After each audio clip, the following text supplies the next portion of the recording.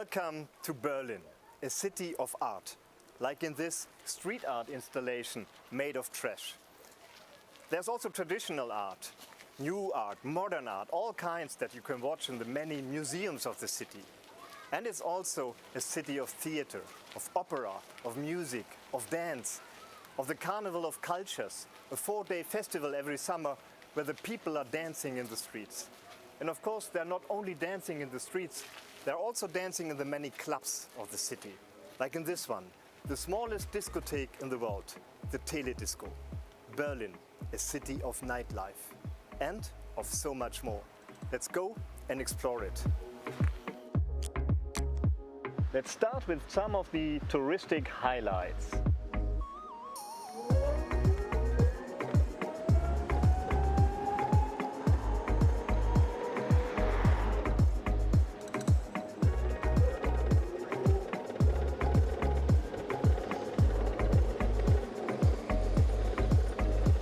Amazing wow architecture at its best. One spectacular site after the other. Berlin's Museum Island, a unique ensemble of buildings from the late 19th to the early 20th century. Today, a World Cultural Heritage.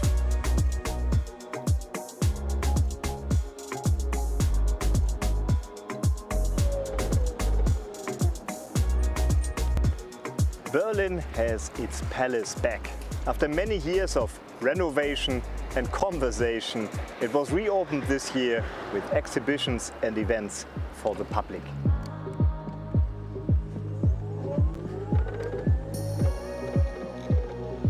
Berlin, a city divided.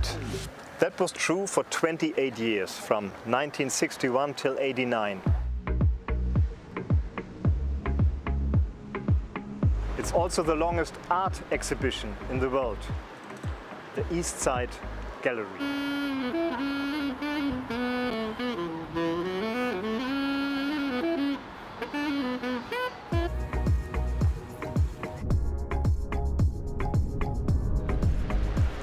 Berlin, city of bridges. There are 960 bridges in Berlin, which is, as they proudly say here, more than in Venice.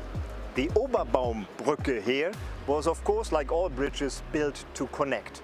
But during the Cold War, when the city was divided, it separated Friedrichshain in the east from Kreuzberg in the west.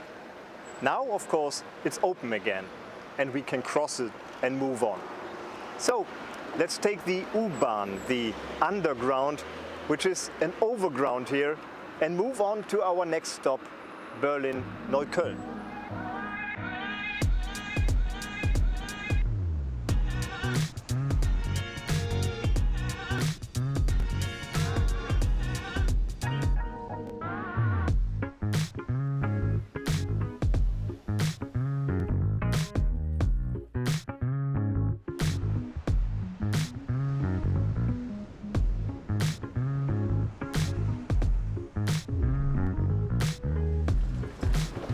Berlin, a city of diversity. More than 3.7 million people live here, and every third of them has a migration background.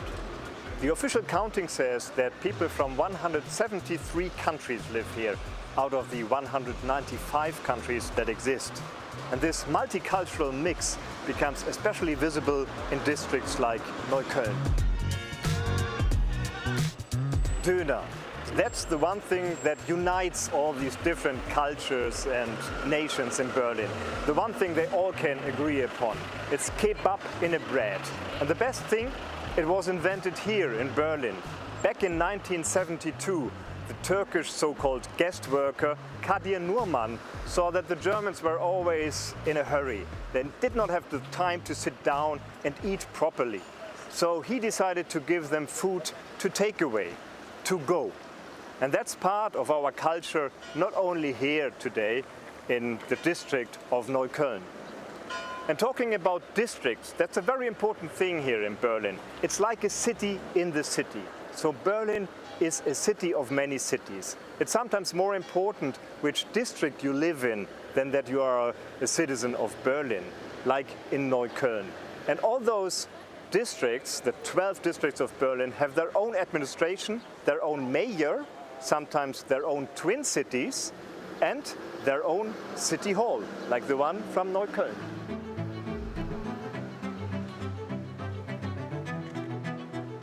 Berlin, a city of many city halls. As we have seen, each of the 12 districts has its own.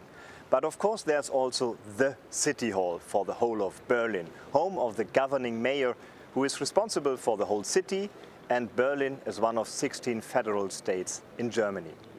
But the Rotes Rathaus, Red City Hall, is not only famous because of the governing mayor, but also because of many historic films that have been done here, like Babylon Berlin, which brought to life the roaring 20s of last century.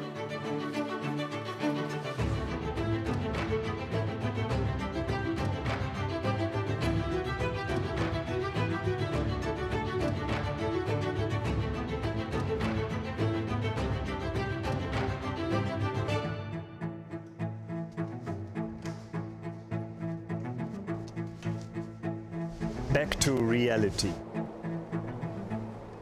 And back to Berlin of today, a city fighting to create good jobs for everyone. Margret Sauner is responsible for this work in the Senate Department for Integration, Labor and Social Services. Hello, Margret. Hello and welcome to Berlin. You are heading the unit for labor policy, vocational education and training. What does that mean in practice? What do you do? We do lots of good things, shaping the Berlin programs and schemes for long employment, help people with vocational training, lifelong learning. We work for decent work, make it work just to all people, help getting little jobs and startup jobs in a better way so that people can live from that what they earn. How has Berlin's labor market been affected by the pandemic? We have been very much affected. We have programs for people in vocational training, just having no place to learn. We have the training hotel. We have works with a solidarity income just to help people get through the pandemic and afterwards having good people for good jobs. Thank you very much.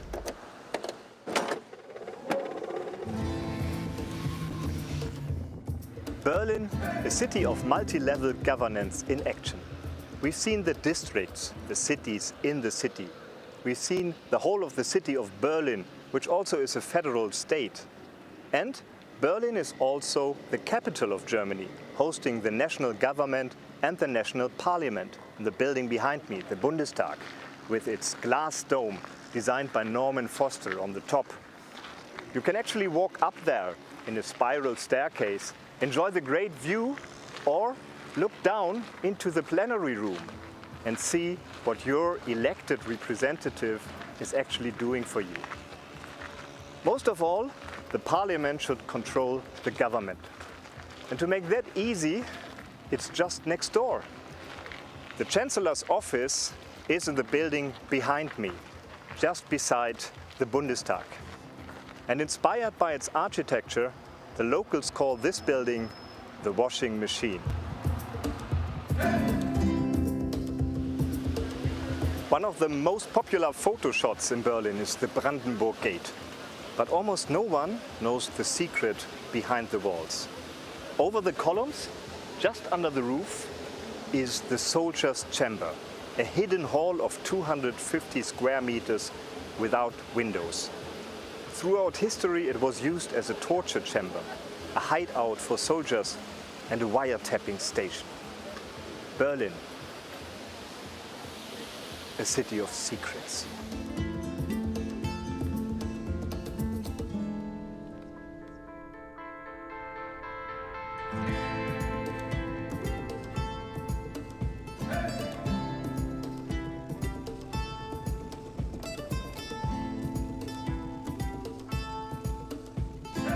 Berlin, a city of space. In the middle of the densely built city, with all its streets, buildings, traffic, is this huge empty field, which is a former airport, which is now open for the public for all kinds of things. It's bigger than Monaco, and it's now an open space for everyone. Altogether, 1/4, 25% of Berlin's surface is water, forests, or one of the 2,500 parks. Berlin, a city of green. So, if you are a Berliner, what do you do with 300 hectares of green in the middle of the city? Well, you do urban gardening at large scale and sports, all sorts of sports. More than a kilometer, 1,230 meters long is this building, the largest connected building in Europe. It's the terminal of the former airport Tempelhof. When it was opened just after World War II, it was one of the most modern airports in the world. Or, as the architect Sir Norman Foster said, the mother of all airports. It became famous under the Berlin blockade, 1948-49, when West Berlin was isolated, surrounded by Soviet territory and captured in, with almost no one and nothing coming in or out. At that time, the Western Allies, the US, UK and France, helped and built an air bridge, flying in with food and coal for heating and other things the people in Berlin needed every day for almost 1 year, here at Tempelhof.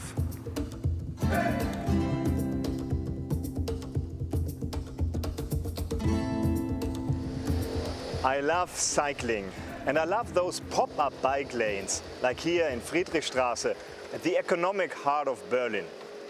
At this hour of the day, most of the people here are probably cycling to work, to the offices that have been opening again after lockdown.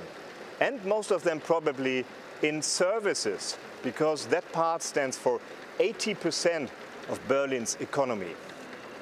And services today are changing due to digitalization and new technologies coming in. Berlin is one of the leading cities in Europe for this development, with more than 500 new startups every year, providing 80,000 jobs. So probably many of the guys here are cycling to one of the co-working spaces that are popping up all over the city, like the bike lanes, creating a new ecosystem for innovation and a new work culture. Berlin, a city for new beginnings. Cycling and science go well together. Albert Einstein said on his theory of relativity, "I thought of that while I was riding my bicycle." Einstein lived in Berlin for 18 years, always thinking beyond borders and enjoying the collaboration and the dialogue across disciplines. Today, Berlin, a city of science, is one of the most diverse locations for science. 42 universities and colleges, almost 200,000 students, and many interdisciplinary collaborations, like here at the Einstein Center Digital Future, where they work on things like the quantum internet, digital health, and the digital society. What better place could there be to host our digital conference? Let's go in and get started.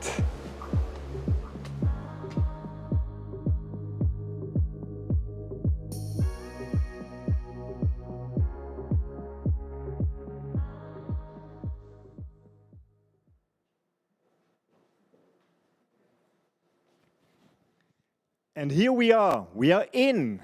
Welcome here at the Einstein Center Digital Future, our host location for this conference. Welcome to all members of EuroCities and the Social Affairs Forum. Welcome to all our partners and guests online. Glad that you are here, great that you could make it, and we are looking forward to spending this time together. And since we're here, let's get started with a tour. We had a tour through the city, but we're here to learn something about social innovation, about getting new ideas for social improvements in our cities. So let's go and visit some of the examples that we have here in the location in Berlin.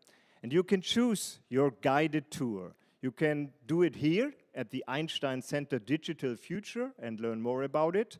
You can go to the Humboldt Forum, or you can go to the Tech Hub's Berlin TXL, and Siemensstadt Squared. Those 3 guided tours are there for you. You can choose them in the session area on your screen. And those of you watching on YouTube, please choose the stream that you want to do your tour on. We will meet again here in half an hour at 10 o'clock. And now enjoy your guided tour.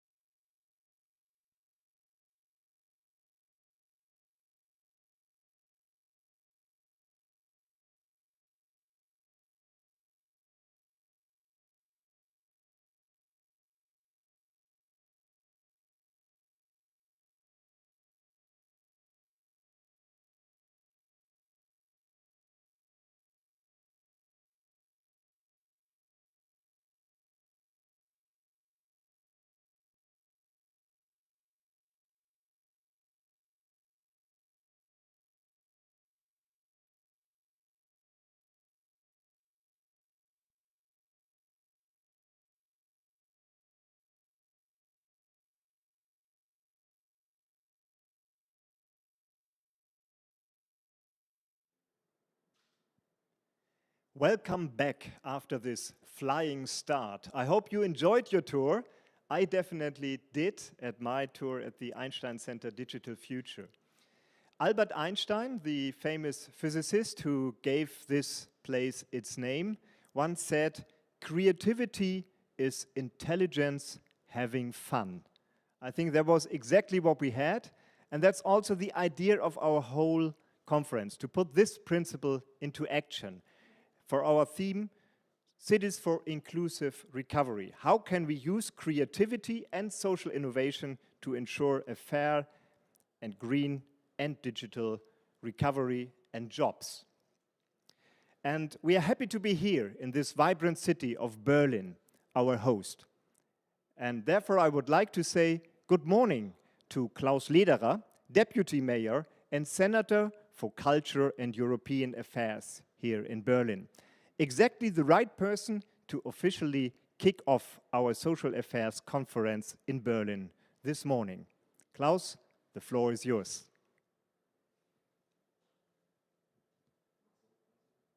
Warm digital welcome to Berlin. It is an honor to host the EuroCities Social Affairs Forum meeting this year. Of course, we would all prefer to meet each other personally here in Berlin, but due to the continuing pandemic, we decided together with EuroCities to come together virtually. What to expect? As you have seen in this morning tour through Berlin, we are a city of culture, architecture, history, and we offer a wide variety of social innovations. I hope you have already been inspired by some of these social innovations during the virtual tours. Over the next 3 days, you can expect to learn about many more exciting projects from Berlin and throughout Europe. You can already have a look at the videos in the virtual exhibition.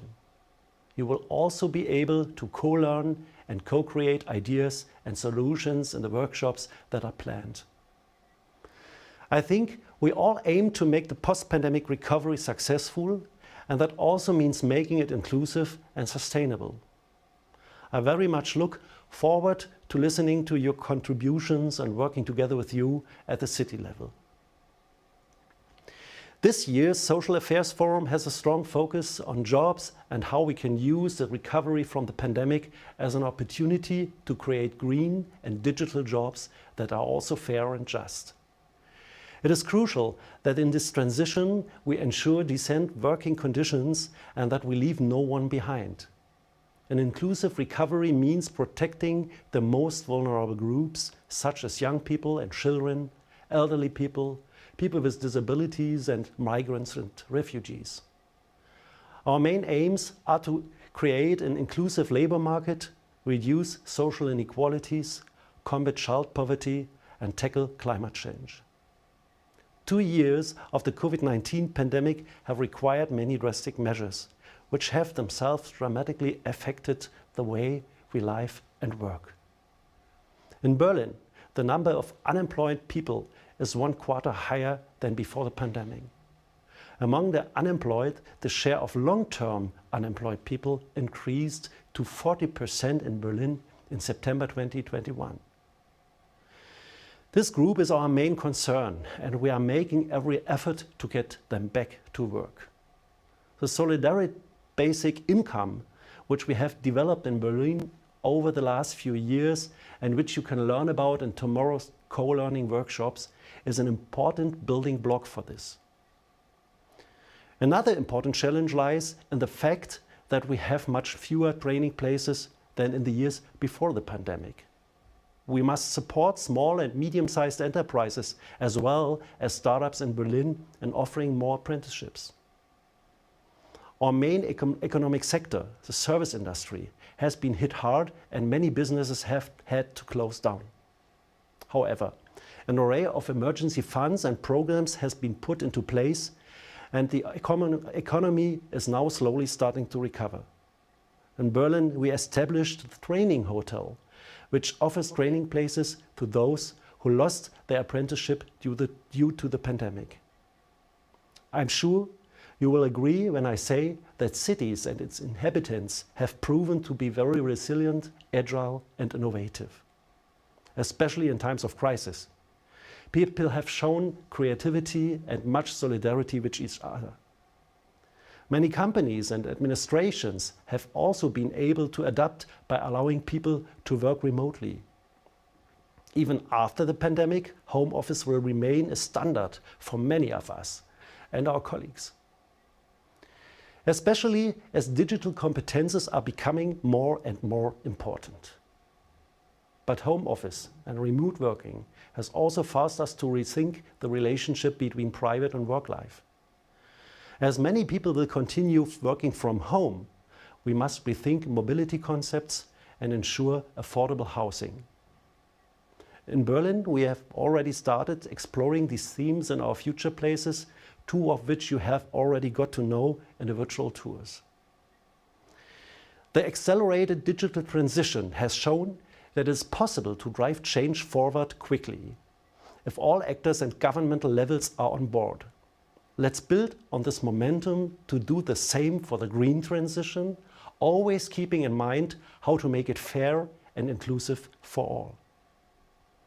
As cities, we are in a unique position and that we are able to bring together and work closely with all local actors that need to be involved in the process. But while we all face similar challenges, cities in Europe are taking different paths and offering different solutions. And that is a very good thing. The exchange among cities is therefore crucial. This EuroCities Forum will allow us to learn from each other and gain new ideas. Let's transfer the best ideas and solutions from one city to the other. So I invite you to participate actively and engage in the chat rooms, the workshops and the online networking area. I'm very pleased that we are able to welcome so many representatives from European cities, the European Commission, from international organizations and associations, and from science and practice to our forum.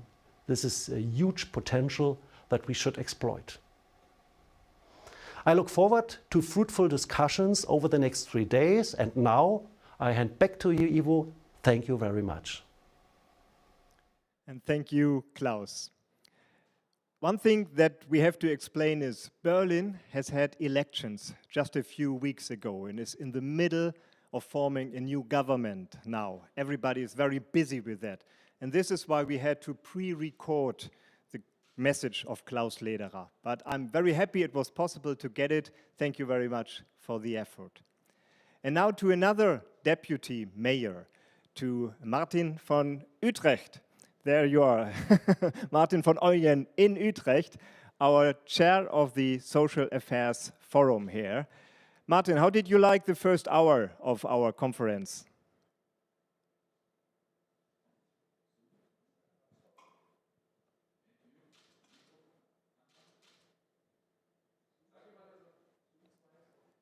Martin, we have an issue with the sound. We don't hear you, or at least I don't hear you. Let's wait a second to fix that.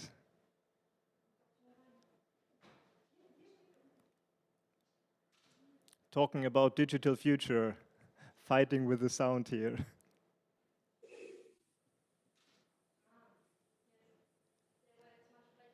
Now it should work. So again, how did you like our start of the conference?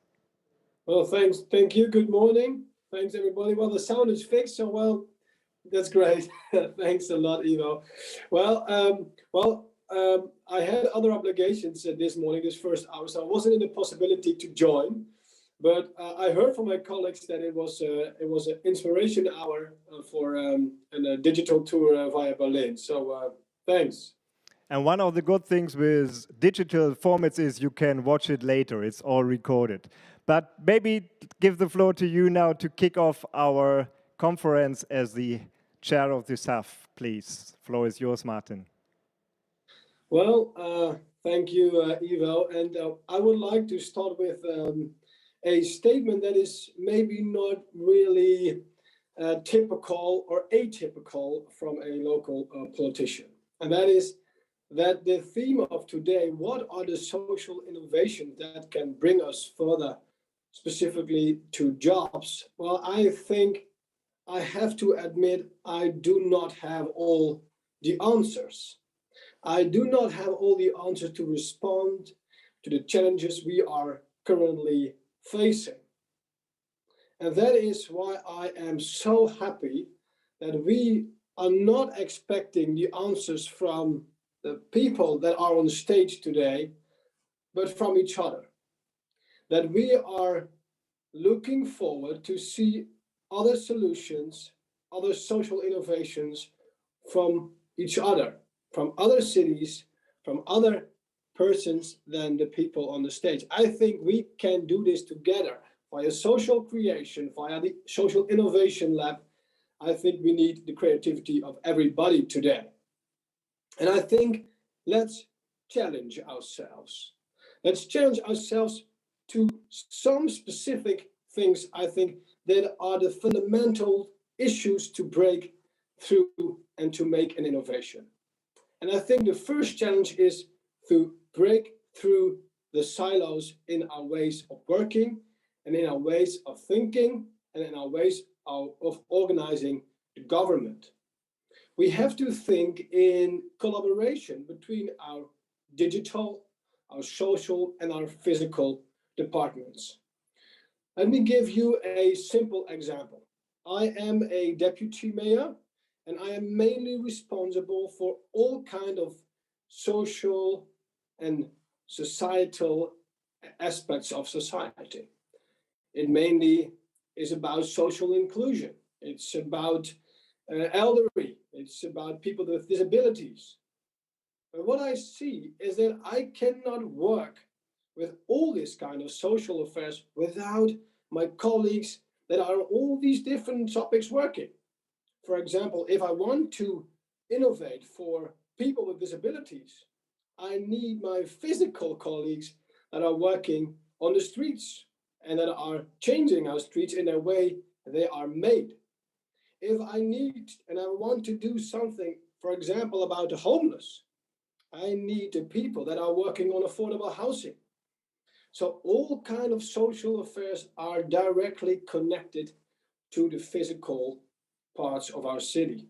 So we need to break through our silos in our ways of working and in our way of organizing the government.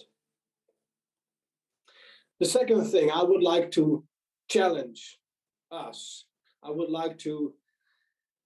see as a fundamental breakthrough to make this social innovations.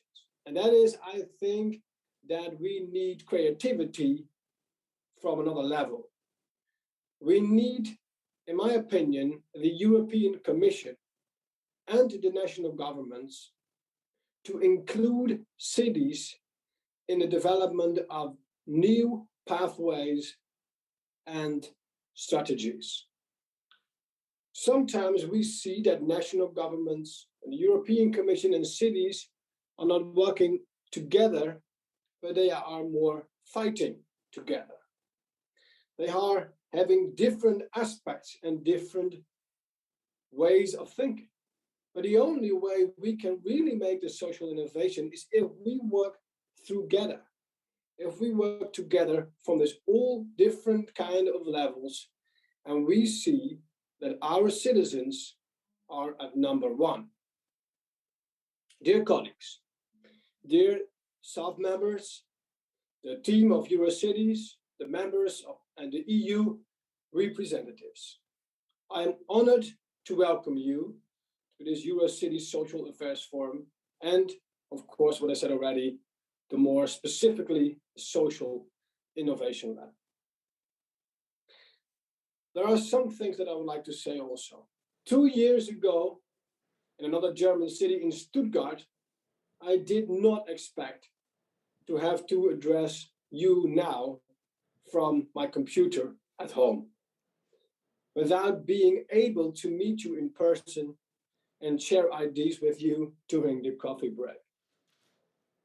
But we did also not expect that we were so dependent on digital tools, where we are working with today. And even through that, I'm grateful that we are able to join these forces. I'm also still concerned about the digital divide in our societies. Well, taking into account the deep social impacts of the COVID-19 crisis, the recovery requires an unprecedented level of social investment that cannot be done by cities alone. And even prior to the pandemic, the gap in social infrastructure was estimated to be 192 billion per year. And the question we are focusing on is, how can cities use social innovation?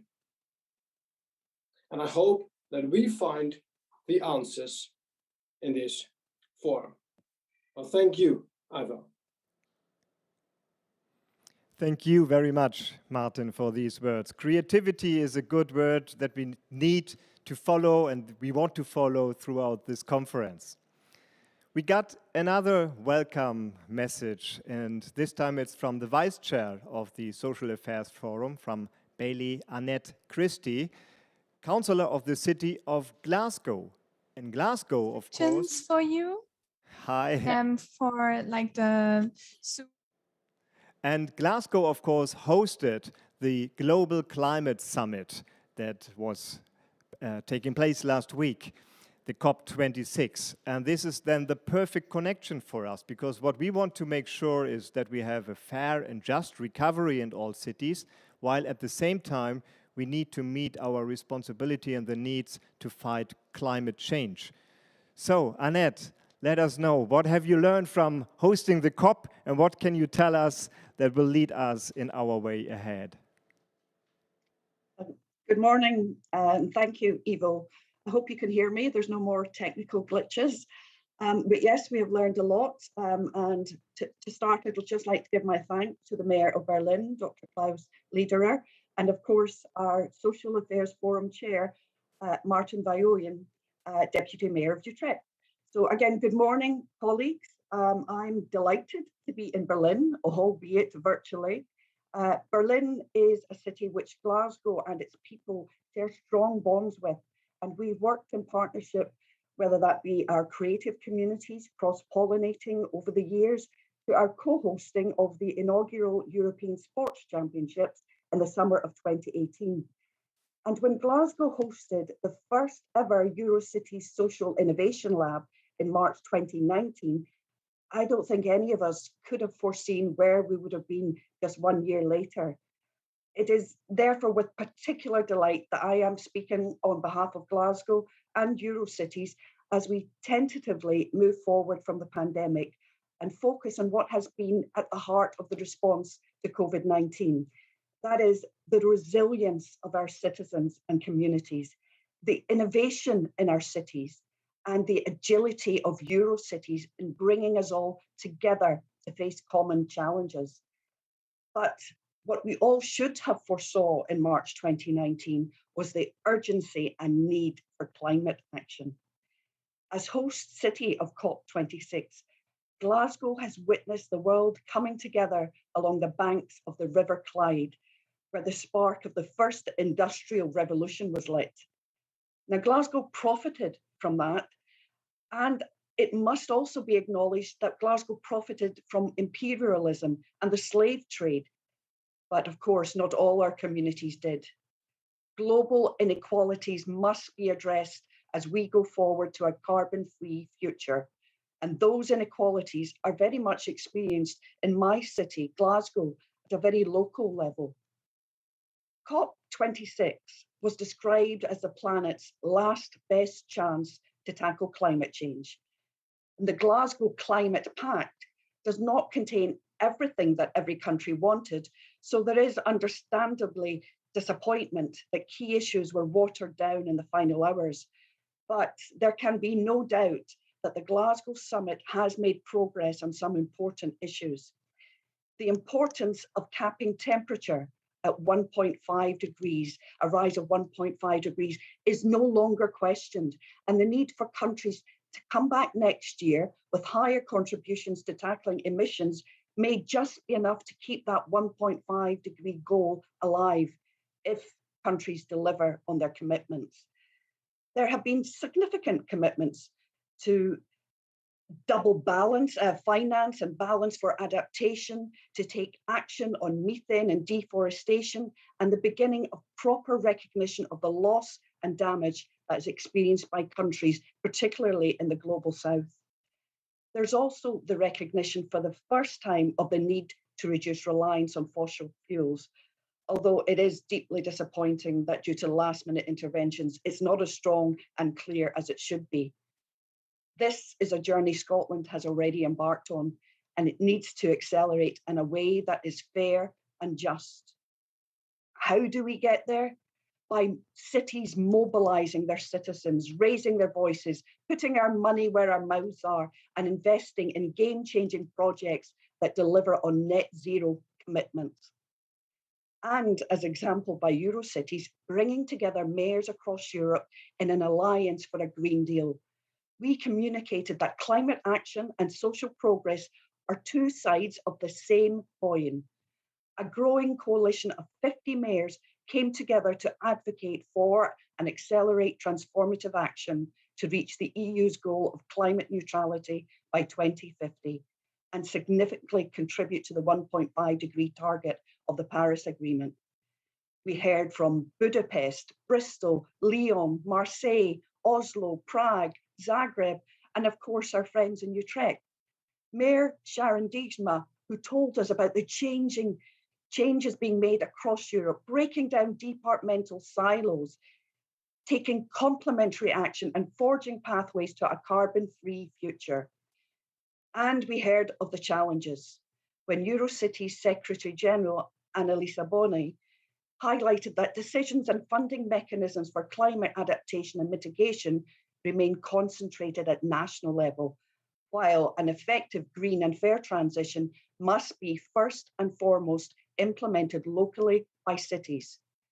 And we in Glasgow boldly set out our own £30 billion city green print for investment, Green Deal, and our call for ideas. And during the Social Affairs Forum, Glasgow will share a project, our Bloomberg Philanthropies 2021 Global Mayors Challenge finalist project.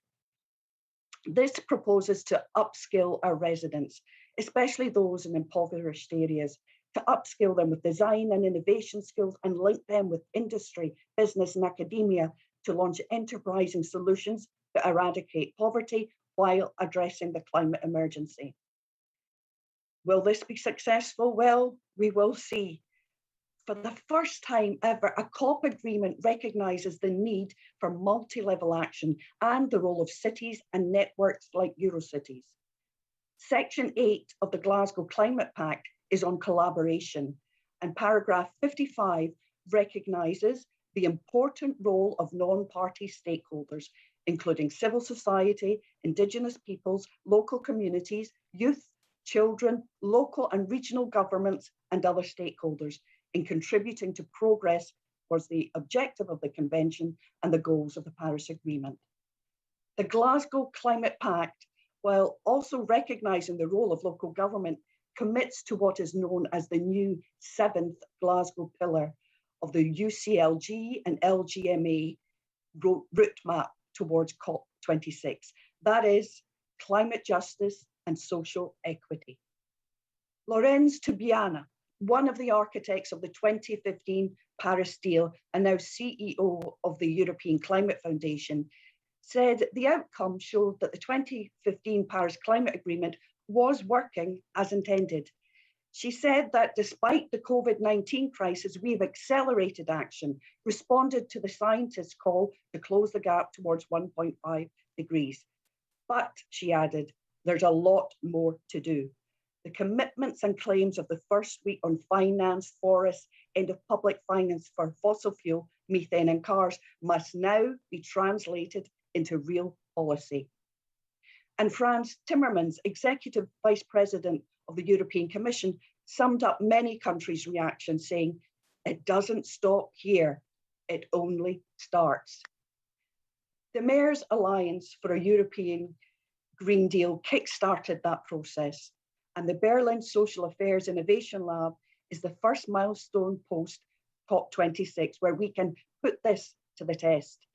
To quote Scotland's First Minister Nicola Sturgeon, Outside of the formal negotiations, states, regions, and countries like Scotland, as well as cities like Glasgow, have boosted our collective ambition to reach net zero by 2050 and earlier where possible. Scotland has led the way with commitments to make sure women and young people are central to our efforts to tackle the climate crisis. And clause 26 of the Glasgow Climate Pact urges parties to swiftly begin implementing the Glasgow Work Programme on Action for Climate Empowerment, respecting, promoting, and considering their respective obligations on human rights, as well as gender equality and the empowerment of women. And I would humbly like to say that in my own small way, I played my part in this.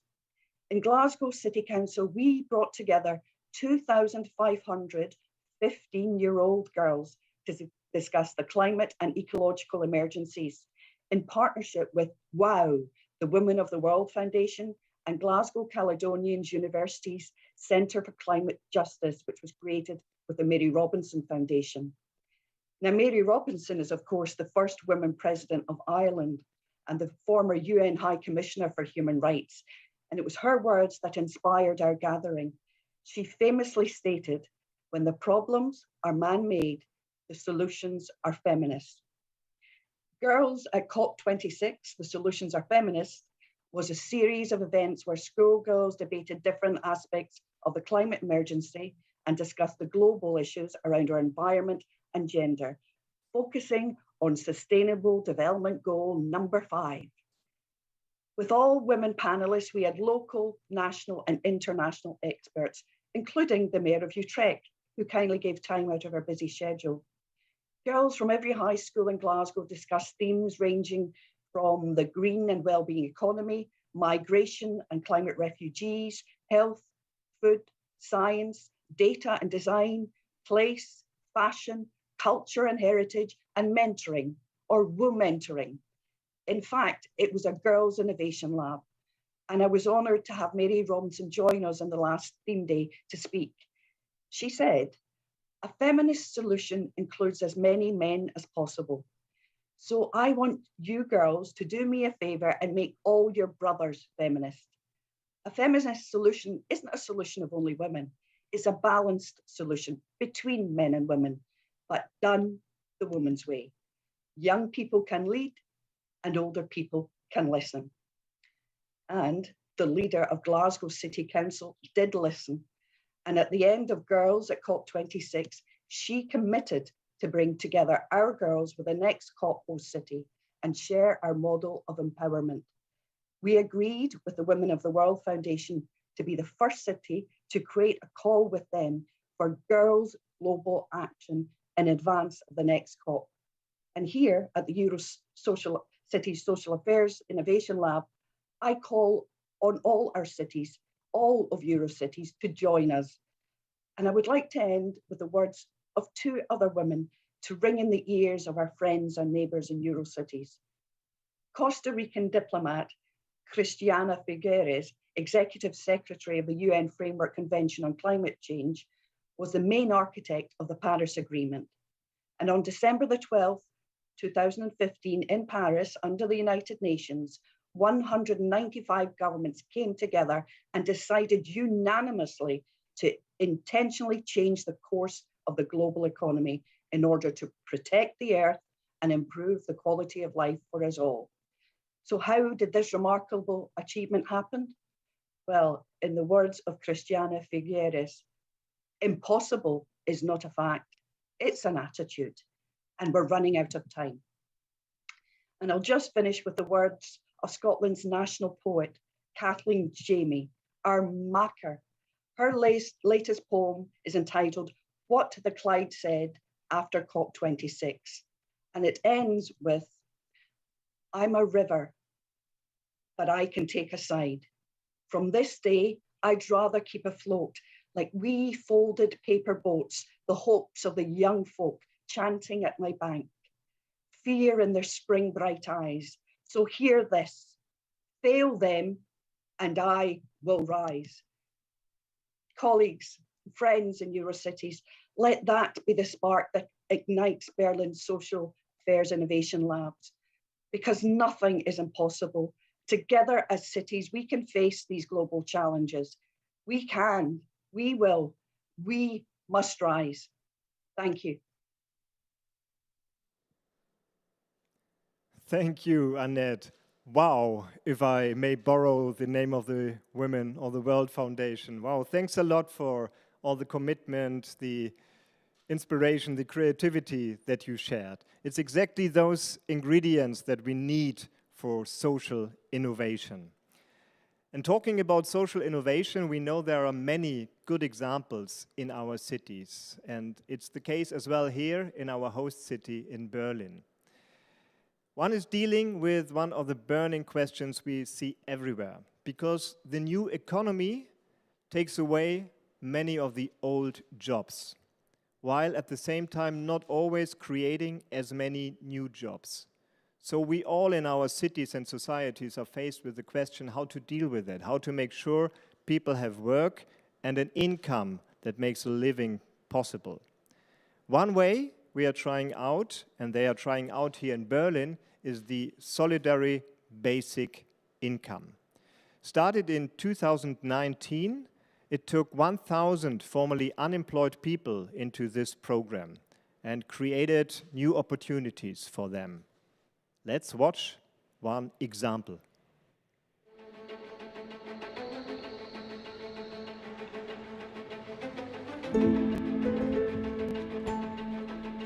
Ich bin Brasilianer, ich bin in Brasilien geboren. Ich war vor 20 Jahren in Portugal gewesen. Ich habe meine Frau kennengelernt und dann wir sind verheiratet. Und 2012, wir sind nach Berlin in ein kleines Auto. Wir haben unsere Sachen eingepackt in Portugal und wir sind nach Berlin mit einem kleinen Auto und 2 kleinen Hunden. Ich bin Gastronom ausberufen und ja, wenn mein Sohn geboren, ich habe gesagt, ja, Gastronomie ist nicht meine Ding, weil ich möchte gerne Familienvater sein, ich möchte meine Kinder sehen. Deswegen habe ich was anderes gesucht für mich. Ich habe viele Versuche, ich war in den Umzugsunternehmen gearbeitet, ich war in der Post gearbeitet. Ich war in einem Interview im Flughafen, wollte ich im Flughafen arbeiten und mein Interview war nicht so gut. Wenn ich nach Hause zurückgekommen, ich habe jemanden mit einer Hotjagd wie meiner hier gesehen und ich habe gewundert, was das ist. Und im Internet habe ich dieser Begleitservice von VBB gesehen und ja, 2 Tage später habe ich ein Vorstellungsgespräch gehabt. Jetzt ich bin bei VBB. Wir begleiten unsichere Menschen, wir begleiten Rollstuhlmenschen, wir begleiten blinde Menschen.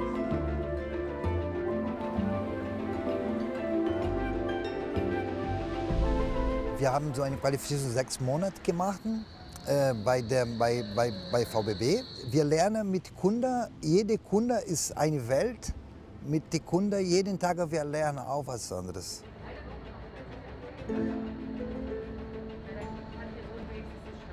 Also Herr Fakundes ist ein sehr zuvorkommender, sehr charmanter Begleiter, der mir das Gefühl gibt, gut und sicher durch die Stadt zu kommen, begleitet zu werden und mir das gute Gefühl gibt, am Leben teilhaben zu können und freundlich und gut behandelt zu werden.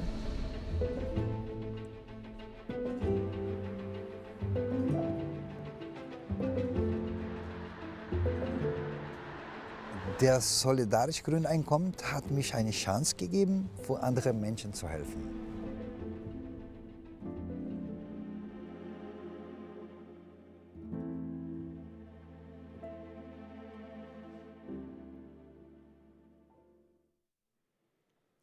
The Solidary Basic Income, one project to address the challenges to create jobs and income for people in the new economy. During those last 1.5 years, we were faced with additional challenges coming from the pandemic. And one industry was extremely affected. All hotels and restaurants had to close for many months. And it meant for people, young people who were doing their occupational training in hotels, that they lost their job, their training position. And Berlin took action seeing that, and they provided a new opportunity for those young people. Let's have a look.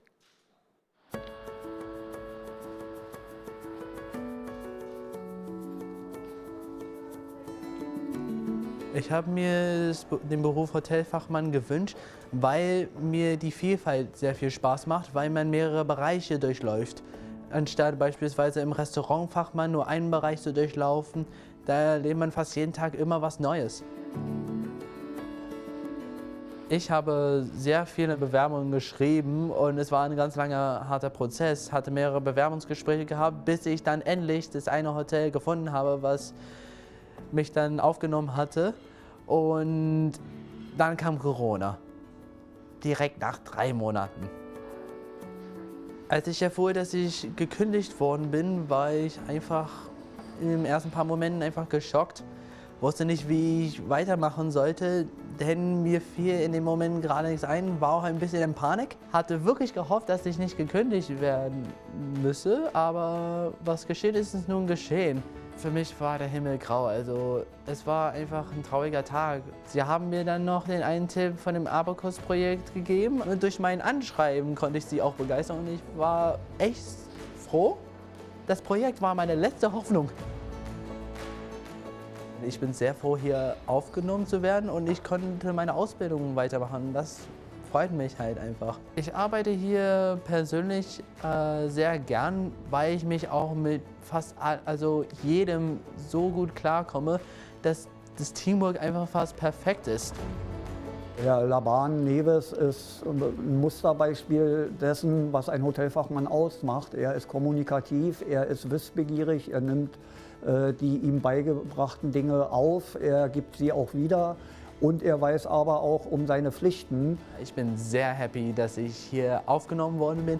Hier sind super Kollegen, hier sind super Facharbeiter und ich habe eigentlich nur Spaß. Und hier lernt man ja auch einige Sachen. Also wenn man hier einen Fehler macht, okay, passiert, dann wieder aufstehen und weitermachen.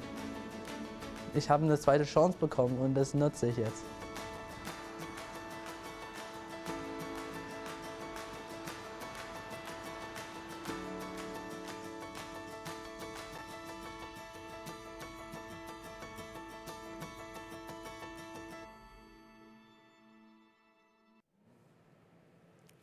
And now we have them here.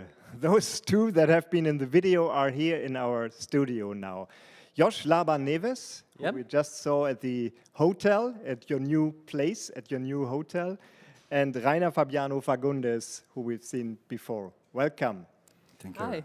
Thanks for sharing your stories and your examples in the films. And I think we got an impression of what it meant to you, as you said it, Josh, to get a second chance and to take it. Indeed. If you summarize the experience that you have made so far there, what's the best of this project for you personally?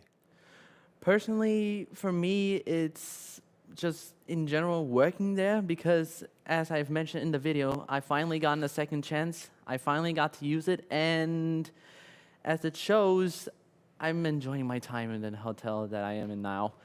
Previously, in the other hotel I was working in, it was also fine. But for me personally, the new hotel I've been picked up on, for me, it's much better than it was before.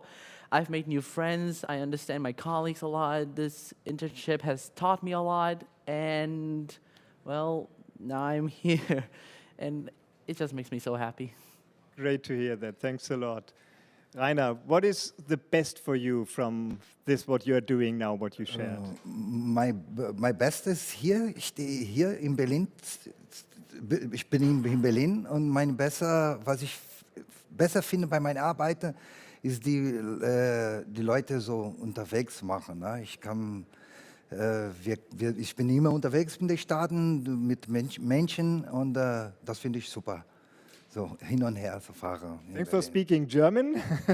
Yeah. My Portuguese is not existing, so thanks a lot for that. What Rainer said is that he enjoys most that to be on the road with the people, to do something and to be there with them, to share the time with them and to have this opportunity. Yes. Rainer, if you would recommend this project to a friend, so you hear from somebody else who struggles, who maybe has no job and so on, What would you explain? What would you tell this friend about this project to make this recommendation? Dieses Projekt hat mich so ein bisschen verändert.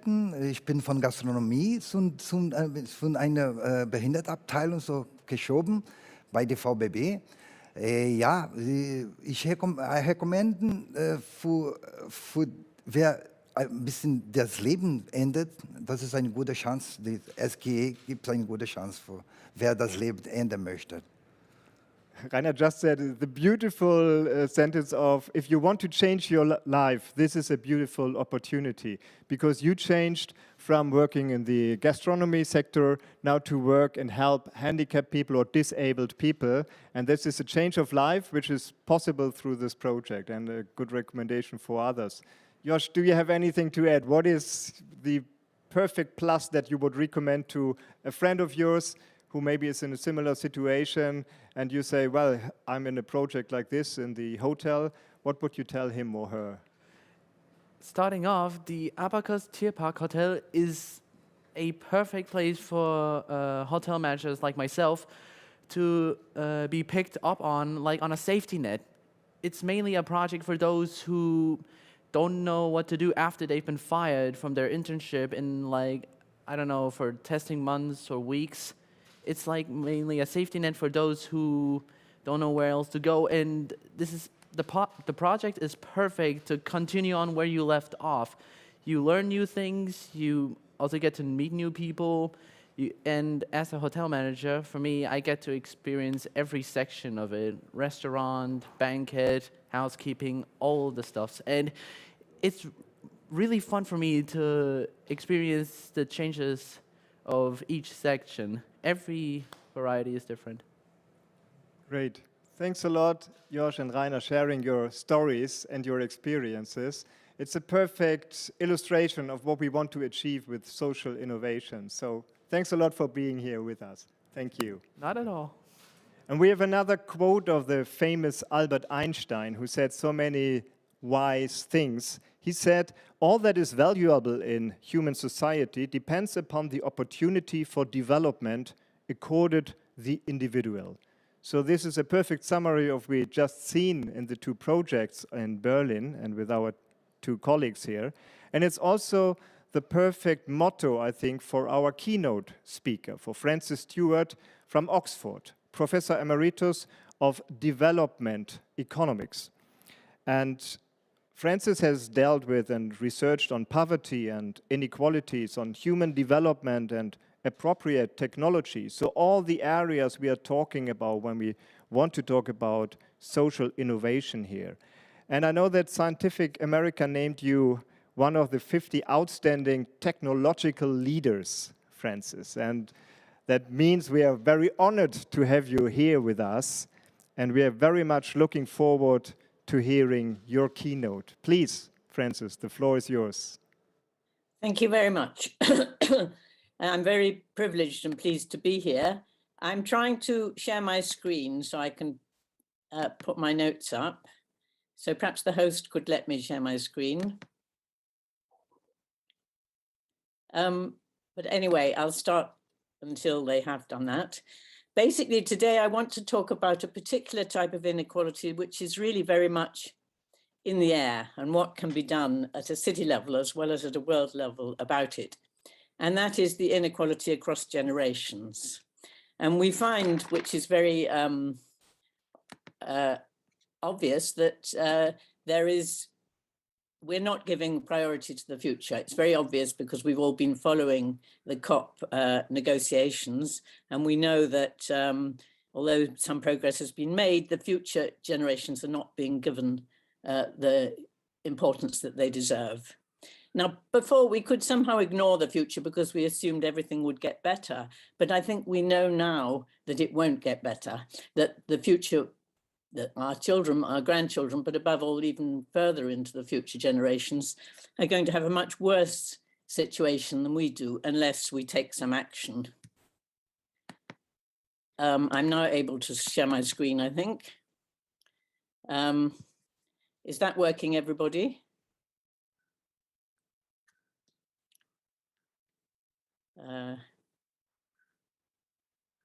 I hope that you can all see the screen. I've just got two quotes on the screen, which shows what it is, why it is that people have thought that we don't think seriously enough about future generations. First, that as a very famous economist said, Pigou, we have a telescopic faculty. We don't see the future as clearly as we see the present. And Gore summarized it by saying the future whispers while the present shouts. Well, we now have a sort of major crisis, and we know now that what we do today is going to affect what happens tomorrow. And I think what this has revealed is that we have a very serious democratic deficit, which has important implications for current decisions and for future well-being.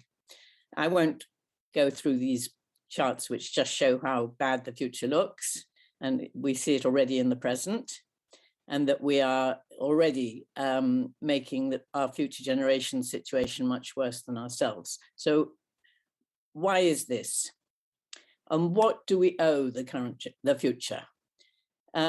Do we, as the current generation, have obligations to the future? What would be a just distribution across generations? And shouldn't future generations participate in our present decisions? And that is really the center of what I'm going to be saying today. Because for true democracy, people should participate in decisions which affect them. And indeed, of course, we won't make good decisions unless future interests are represented, and at the moment they're not. Let me start by saying something about intergenerational justice, or what is the scope of justice? Now, a humanist view is that people have equal moral worth wherever they live, whoever they are, and whenever they live. And that is a sort of basic general principle. But it doesn't tell us how much we should redistribute from the present generation, what I describe as CG, current generation, to the future generation. And if you look at what philosophers and economists have said, you get very different answers to this issue. If you look at it, some philosophers would say there's an obligation to the future generations if their position is likely to be worse than the current generation. And if one thinks about equality of opportunity, the principle of equality of opportunity is that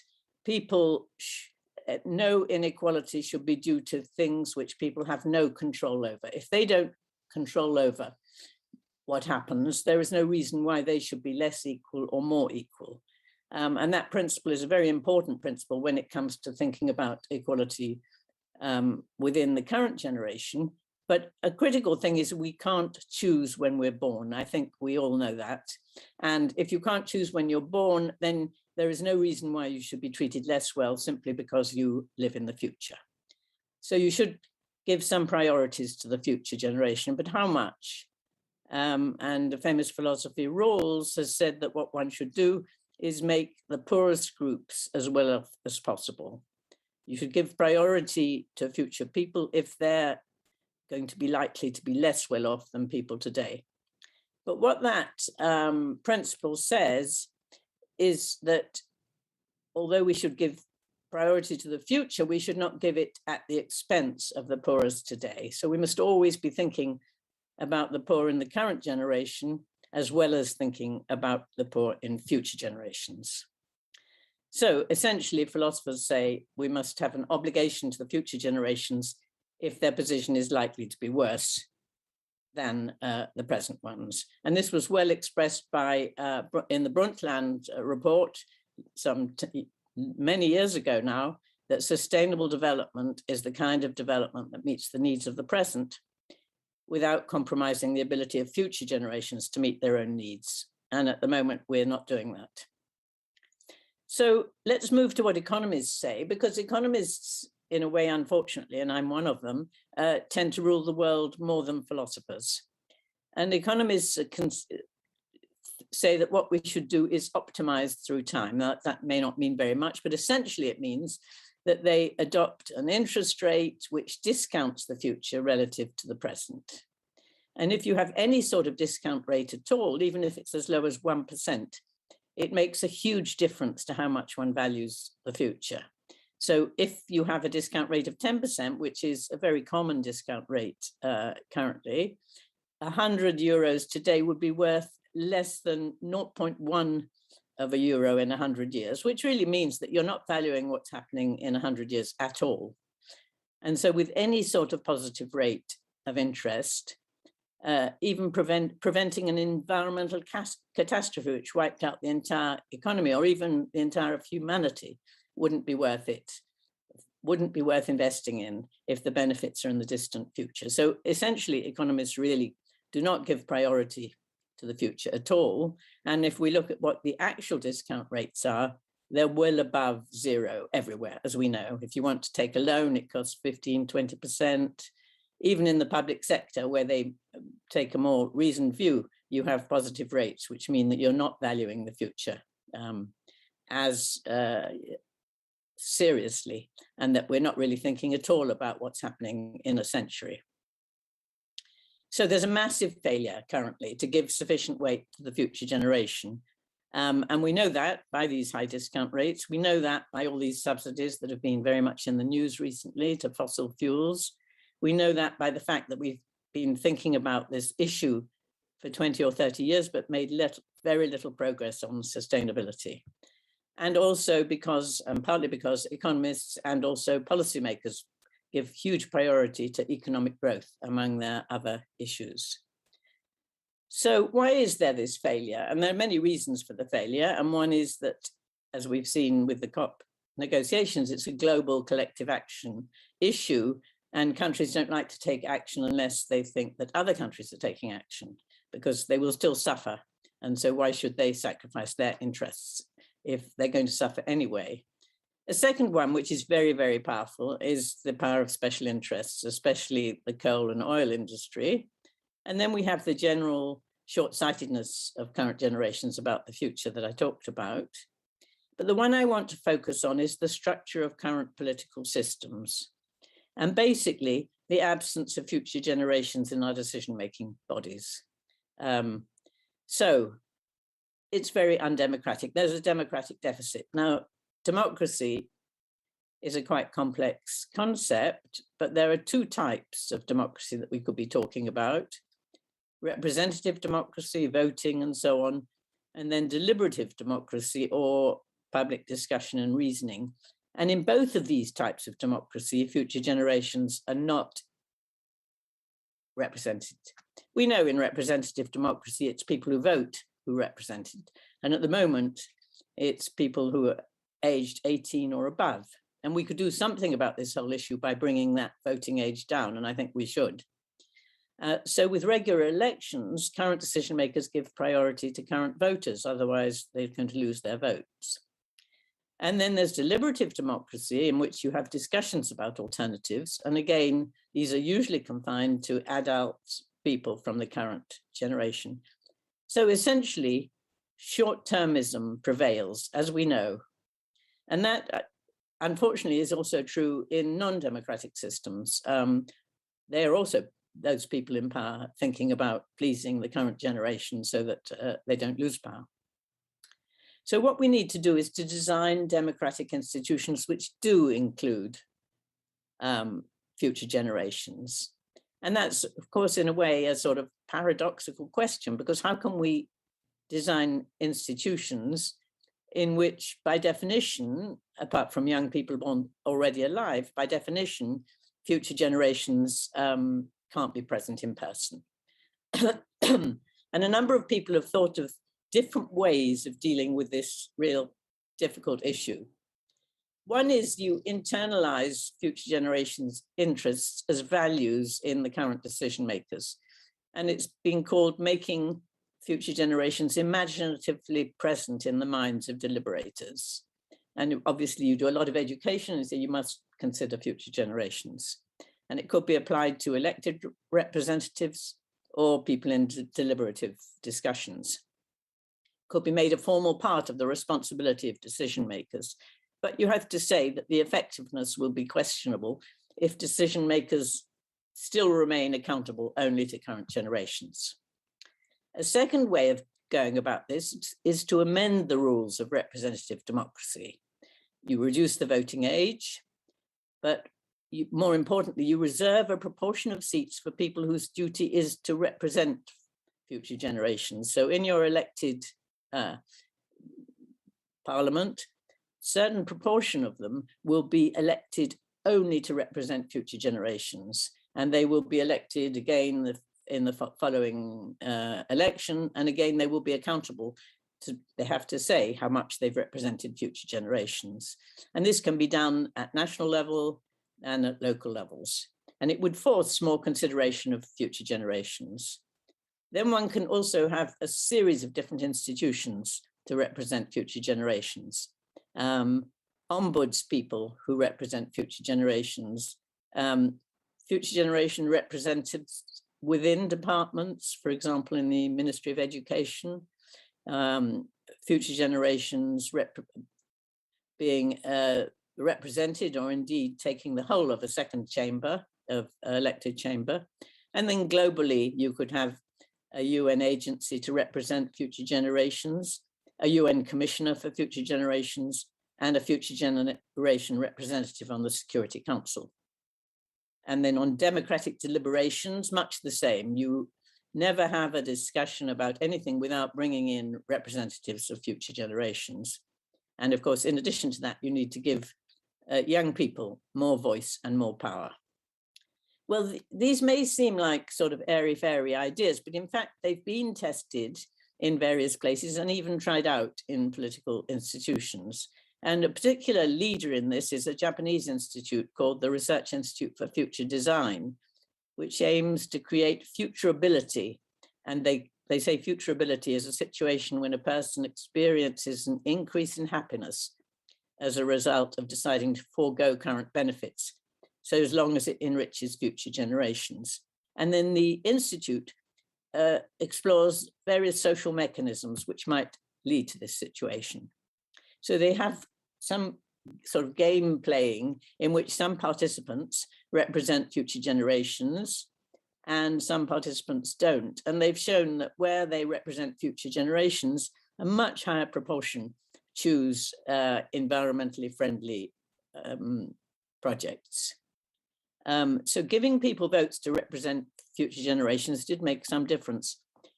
Another social mechanism, which was also proved to be effective, was that they asked people making decisions to look back 30 years and forward 30 years before making the decision. And that really changed the decision quite substantially.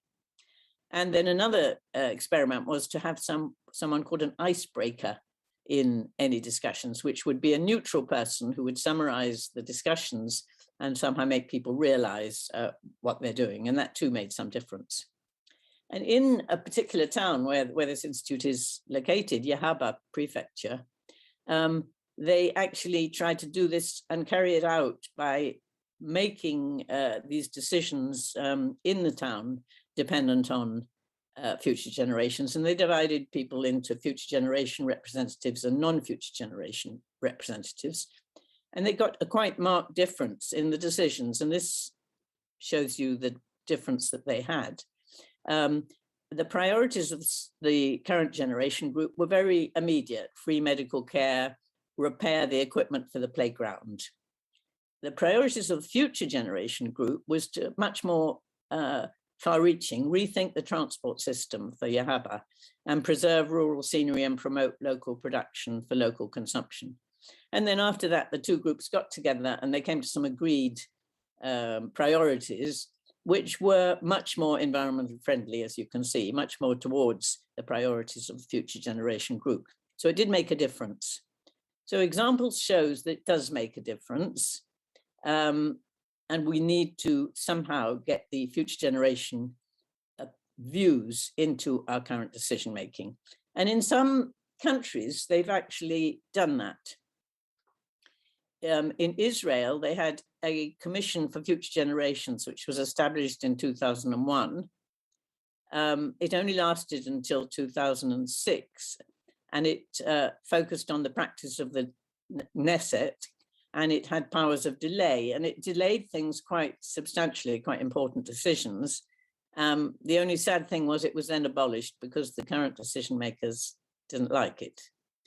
And we find this similar sort of thing happened in Hungary, where there was parliamentary commissioner for future generations, and an ombudsman for future generations. And that again only lasted 5 years or 4 years.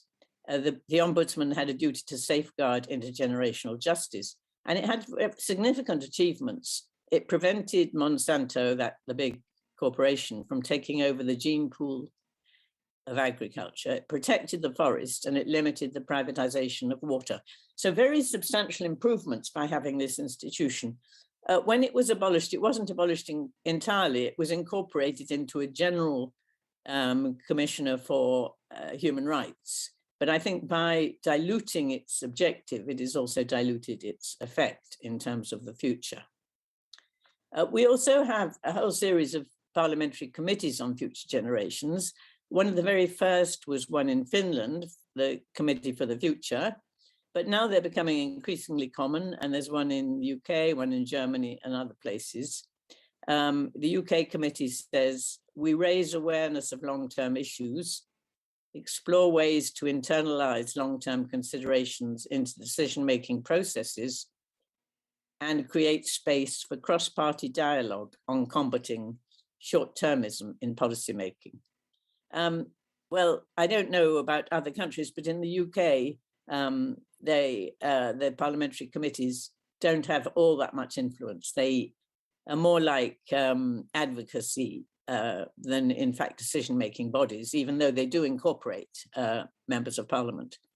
And there's been quite a lot of research on the Finnish committee, which has been going quite a long time, and they say that it's had rather limited influence. So I don't think that's a sufficient solution, but it is certainly one solution.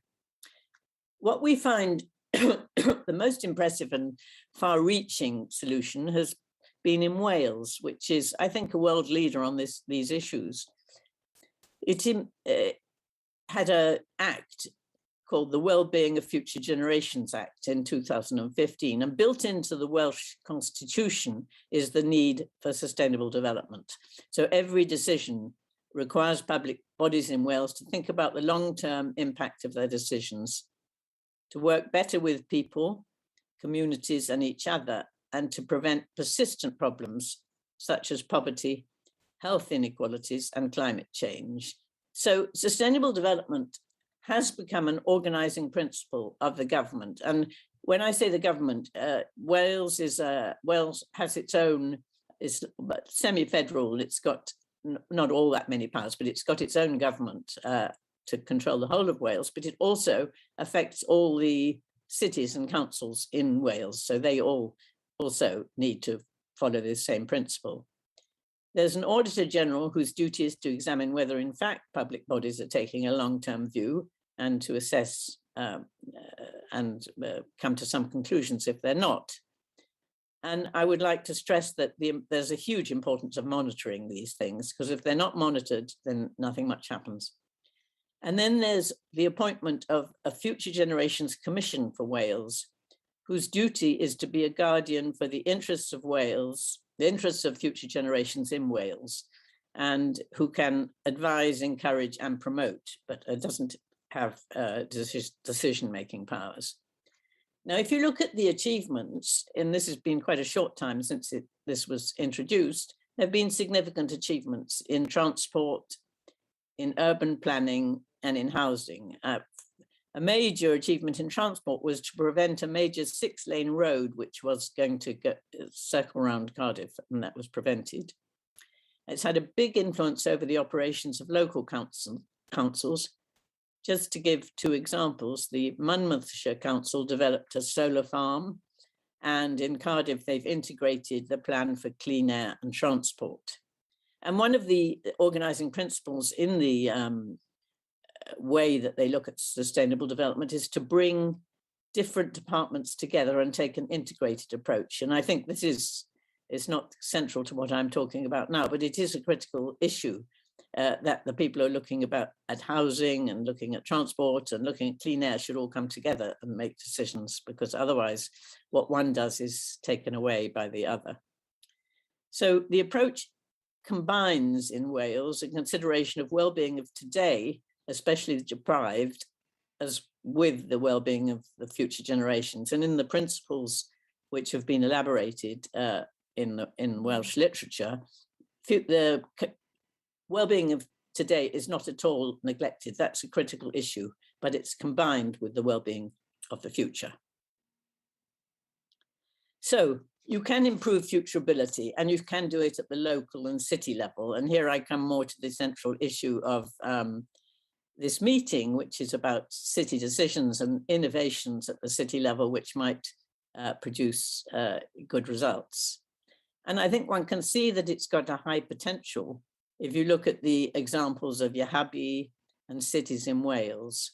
And so how did that happen? Well, through the representation of future generations. And these are different ways in which cities can incorporate the future generations in decision-making.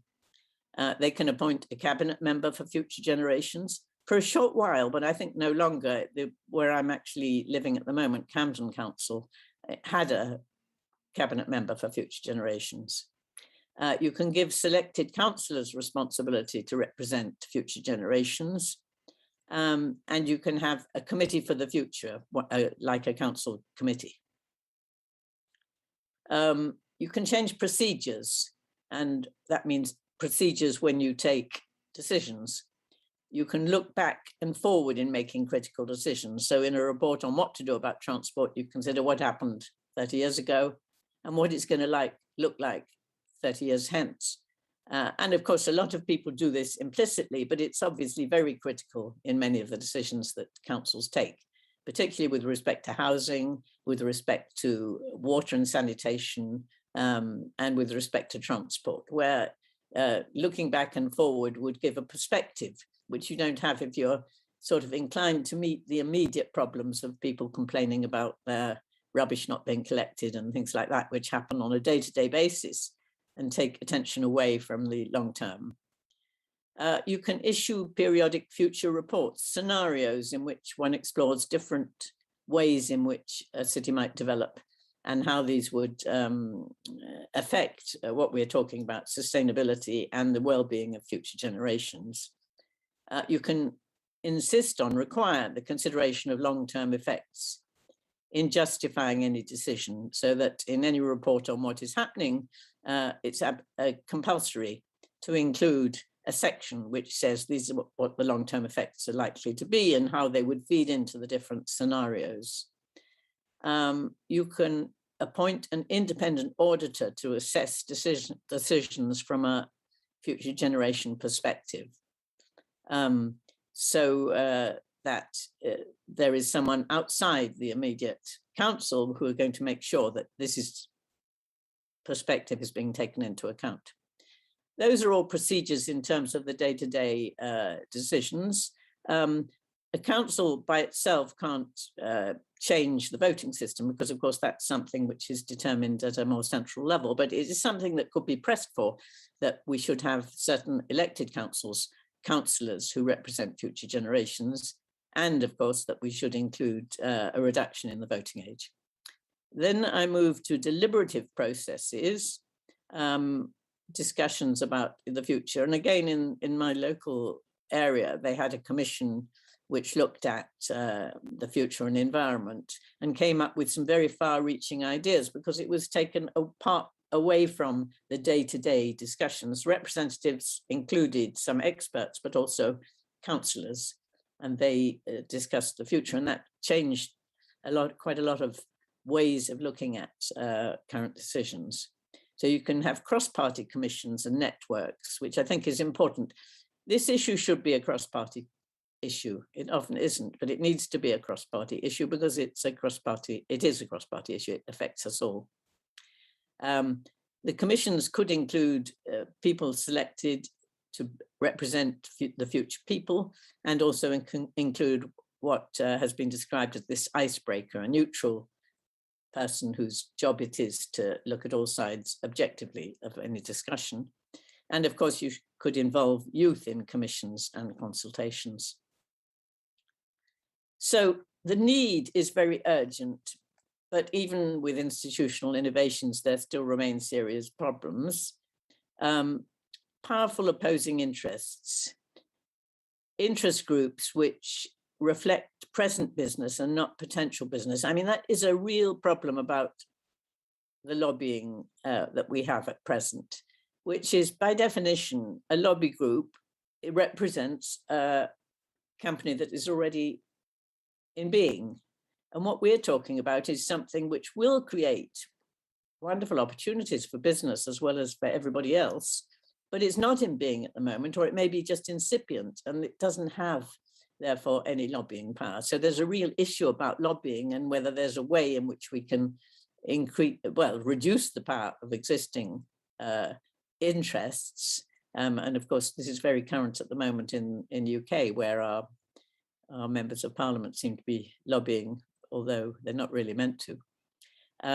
But reduce the power of existing interests and somehow bring up the potential interests as a lobbying group. Of course, to some extent, some of companies already exist. There are solar farms and so on and so forth, but there aren't really businesses to represent future interests.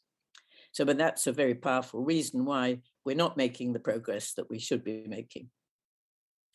Then we have the issue that everything is going too slowly whilst the climate's going too fast. And I think that's very apparent from the discussions in the last couple of weeks.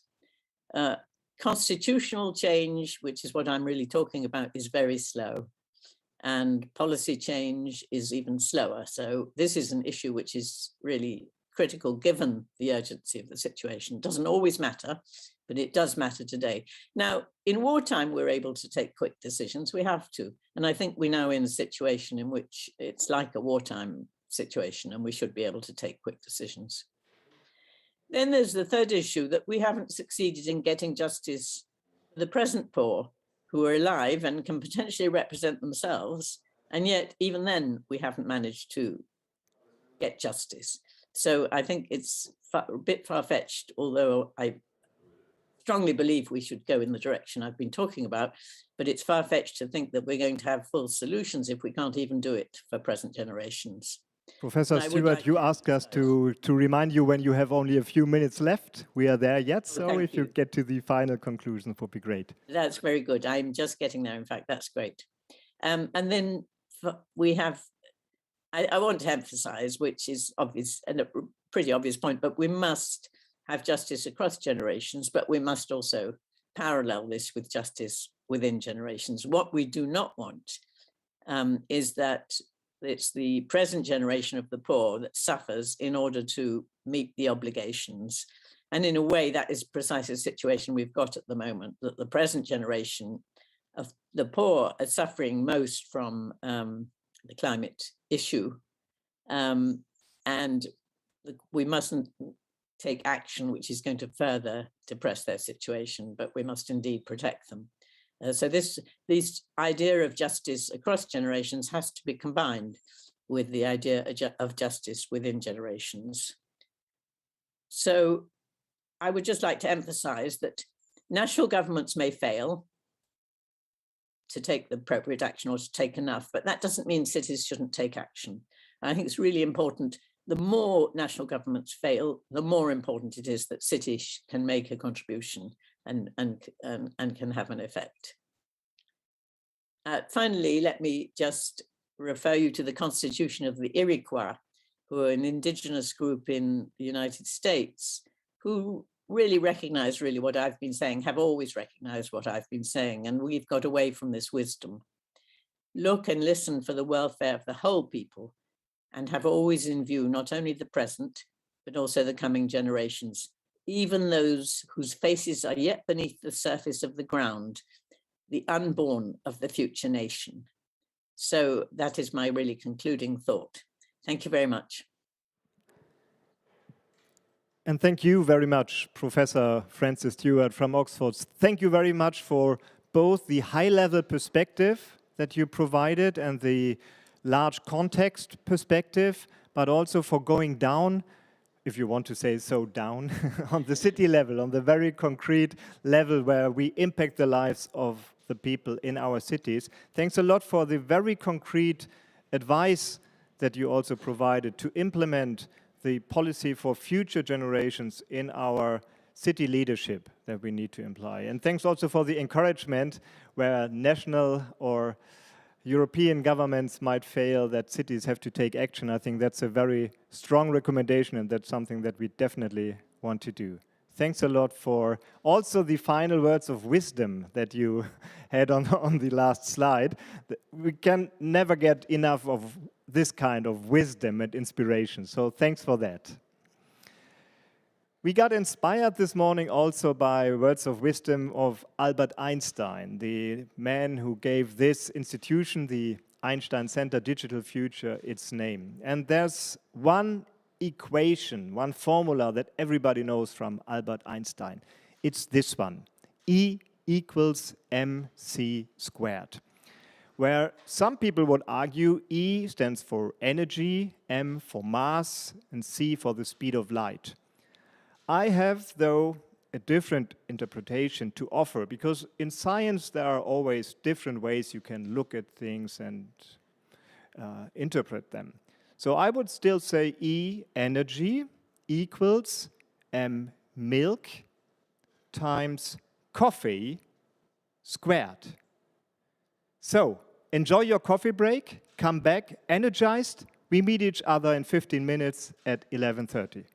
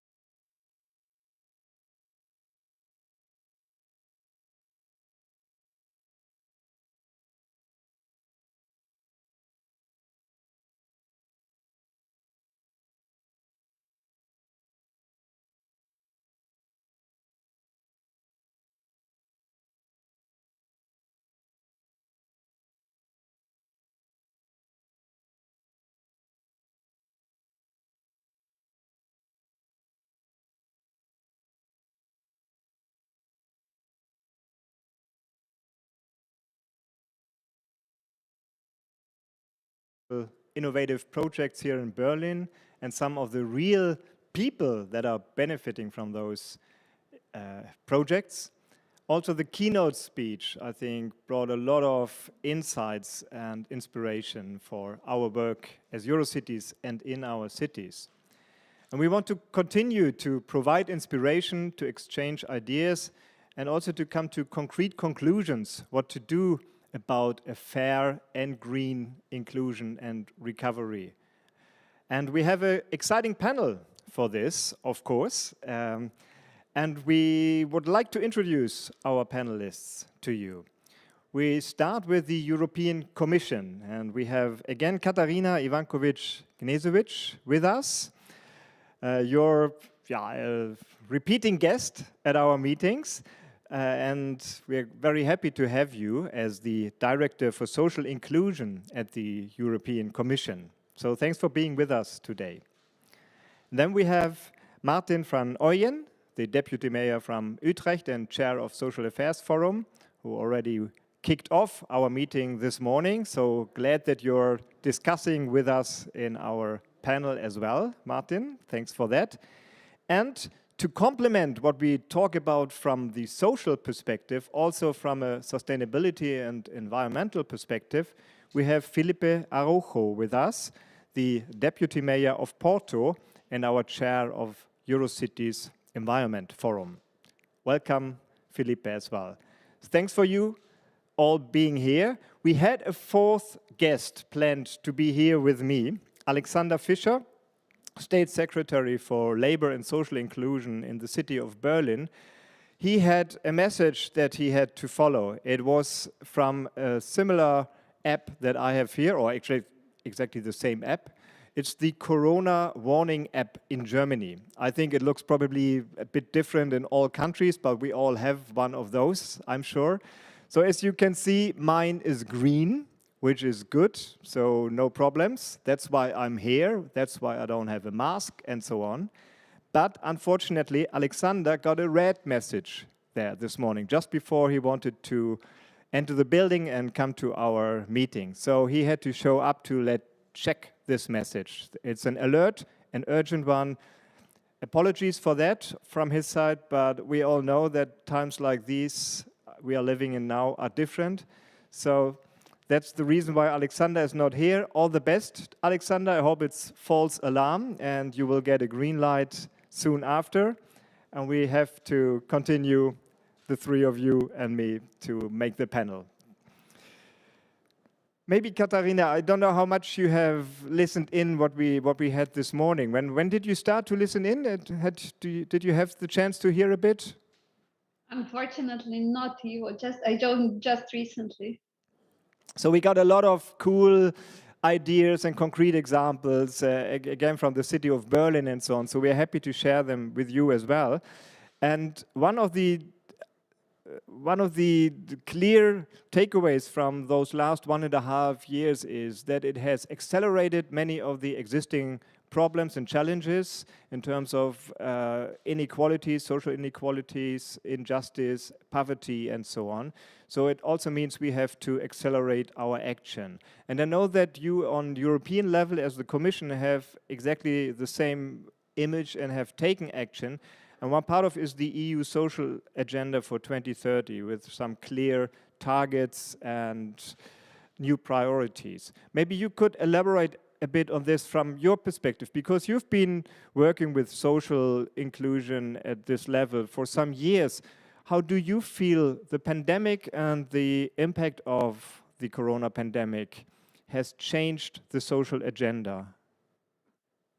Thank you very much, Ivo, and it's a pity that we can't be in Berlin today. Did you know, just a curiosity, that Berlin was won in 2013 our Access City Award, and it would be good to see in person how did it develop from 2013. Is it even more friendly for persons with disabilities or persons with having difficulties in moving? But let's go back to the topic.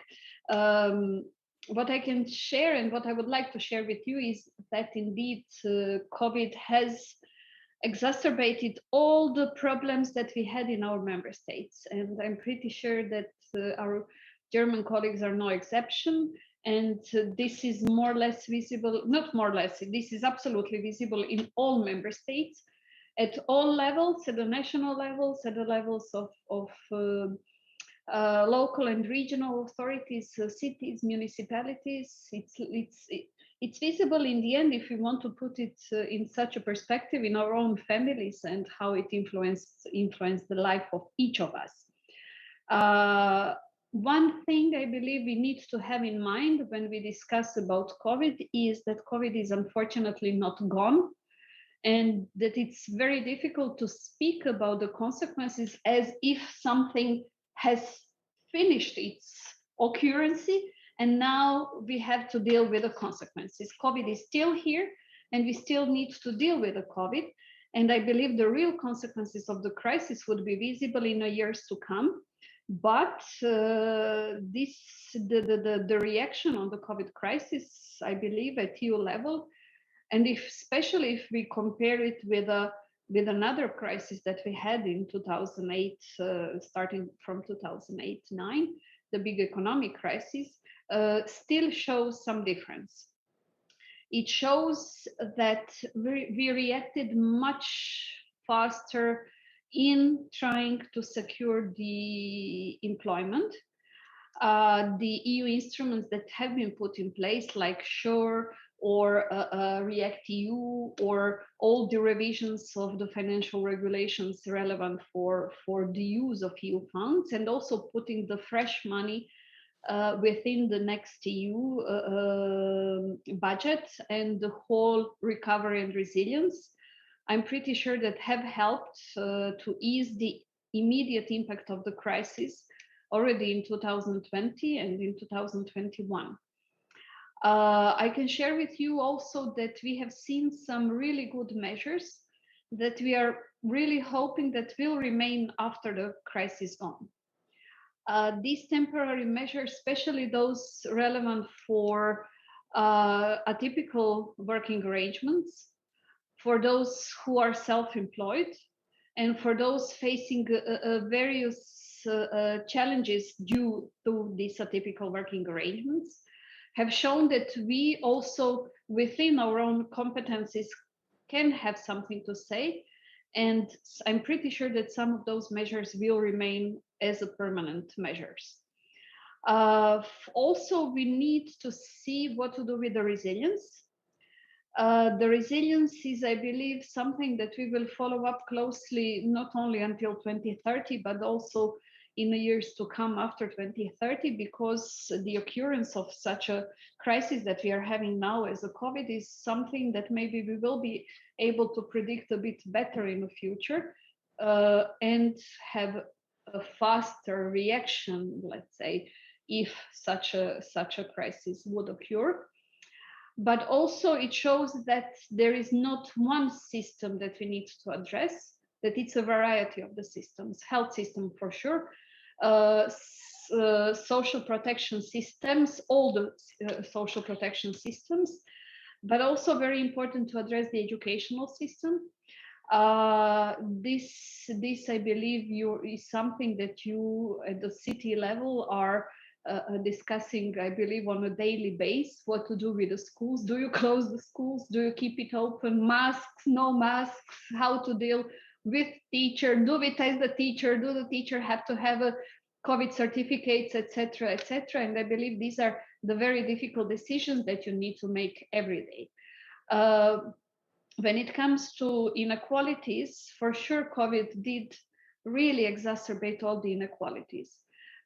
Be it at the level of those who are the minimum income beneficiaries, or those who are in a difficult situations due to the different poverty reasons, or be it those who are in terms of the care that was not provided for them for various reasons, especially when the lockdowns occurred.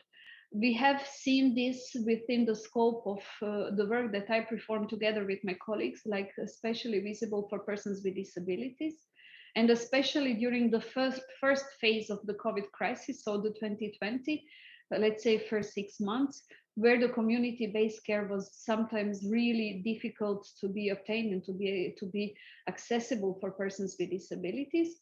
But this also showed us that this is where we need to invest more, much more than we have been investing. So what do we do now? Indeed, Eva, you pointed to the pillar, you pointed to 2030 targets. We have a quite clear and simple targets, which is the percentage of people employed, the 60% people included in some skilling activities every year. And for me, the most relevant one is 15 million less in poverty, including 5 million children. We have also put in place, especially for this third target, some additional measures like the European Child Guarantee recommendation that is now on the table, and the member states are working on the implementation of the recommendation. We have also launched, for example, for the housing and the homelessness, we have launched a platform for combating the homelessness, in which EuroCities is playing a very active role, and I really have high hopes from your side and for your involvement in this platform. We have also launched some new strategies. Next year we will adopt the recommendation on the minimum income, the recommendation on the long-term care, and the care strategy, which will also have an additional strand, which is so one strand of the care strategy would be the revision of the Barcelona targets. I believe also extremely relevant for all of you who are making sure that there are sufficient capacities of the kindergartens and preschool institutions, and also sufficient workforce. And the other strand is the long-term care recommendation, with also the same task, to have sufficient facilities, to have sufficient workforce, to have a sufficient quality of services. So with these two, we are also, as you know, very much by the end of this year, we will have the platform initiative, the platform directive adopted, which is going to have three, let's say, strands. One is addressing the misclassification of the employment status of the persons working through platforms. The other one is how to improve the fairness and the transparency of so-called algorithmic management practices. And the third is how to support and how to address the cross-border transparency. So this is a part. And then another important initiative that will see the light of the day before the end of year, this is the recommendation on the fair transitions. How to take on board social aspects within the green and digital transition. And this is something what I believe we always need to mention, because the whole Commission, the whole Union is working towards green and digital, but working on the green and digital without really having the social fairness highly on the agenda for us is just really not acceptable. And that's why I believe also the climate fund, this climate social fund, to be let's say on board from 2024 must have this strong social dimension within the fund. So I would stop here, and happy of course to engage in any discussion with my co-panelists or participants. Thank you, Ivo. Thank you, Katharina, and also thank you for mentioning those priorities, because I think we share them, definitely. I mean, you know, you can count on cities. When you said you have high expectations, usually we meet those, I think, with all the pledges that you have seen from our cities. So it's a good collaboration, I feel, between the European and the local level in our cities. And I would like to hear the city perspective on what you said, because what you said is the EU, the Commission, reacted quickly on the situation and also released fresh money to put it where it was needed most. And in all what you just mentioned, cities have a vital role when it comes to job creation, to skills, but also especially fighting poverty. And so I would like maybe, Martin, to hear from your side. Can you confirm what Katharina said? Has the money and have the initiatives arrived at the local level in your city? Could you do things? So what has changed to the better thanks to the things we are talking about here? And maybe what's missing? Yes, thanks, Ivo. Thanks, Katharina, for your first words. And I think indeed that you can count on the cities. That's for sure. And what we are pledging already for a long time for is that indeed the social issues must be part of the Green and Digital Alliance. So not a new form or a new silo, but this must be part of the situation where we are working on. I think we need to realize that at least three aspects are very important if you're thinking about, for example, the lower paid jobs in our cities. And I think that access to job trainings and also transitions and also skill training is a fundamental thing to lower the poverty rate and to transform also our economy. And what we think and what we see here is that as we rebuild our labor markets, we need to invest on our workers to make them more inclusive and to make the labor market more inclusive. So we need, as a cities, not only just to see what we do and see already what we have done, but also work more on the transformation of our labor market to make it more inclusive and to have a high intense and more investments on this lower paid jobs. And of course, we see a lot of different groups working here. For example, also the refugees and migrants. We see also migrants in Europe. For example, the migrants from Eastern Europe. We see people with disabilities working in this group. So if we can transform our labor market, we see that we also transform our way of living in our community. So that's the first thing I would like to say, invest in our labor market to transform our society. The second thing, and I think it's exactly what Katharina already showed and said, is that if we are in this time of climate action, I think the other part of the same coin is that it needs a social action.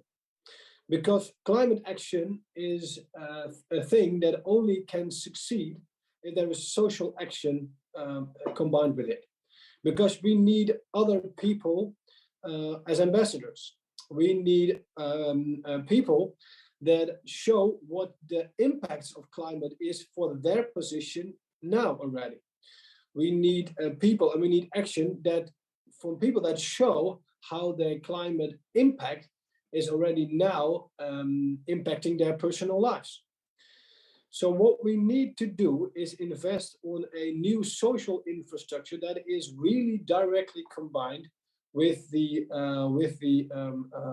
climate action.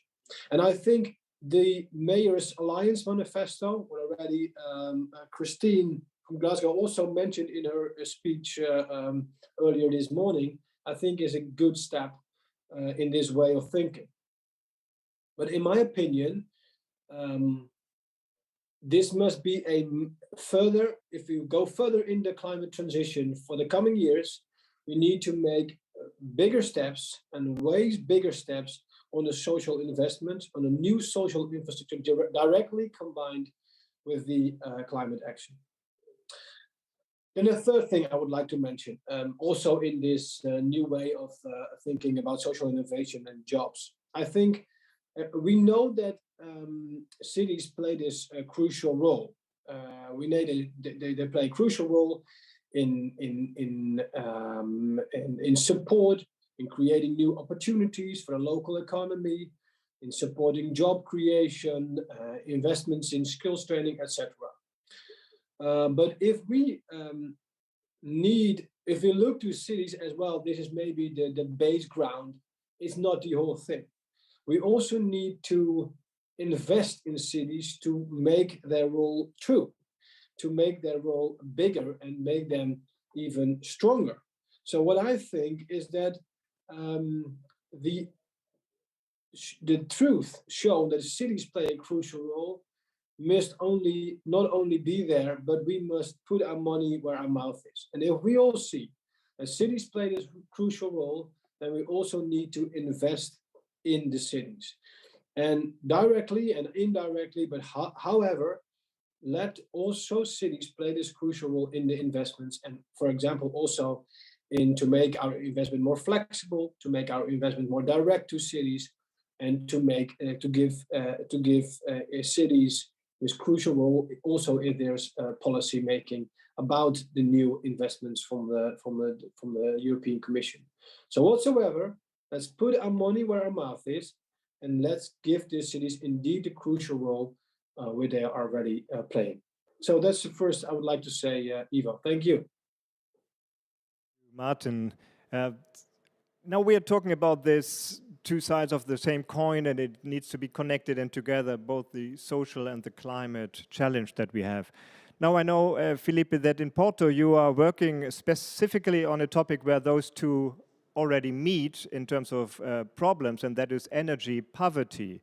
So that is a topic that combines elements of both the climate challenge on the energy side and the social challenge with the poverty.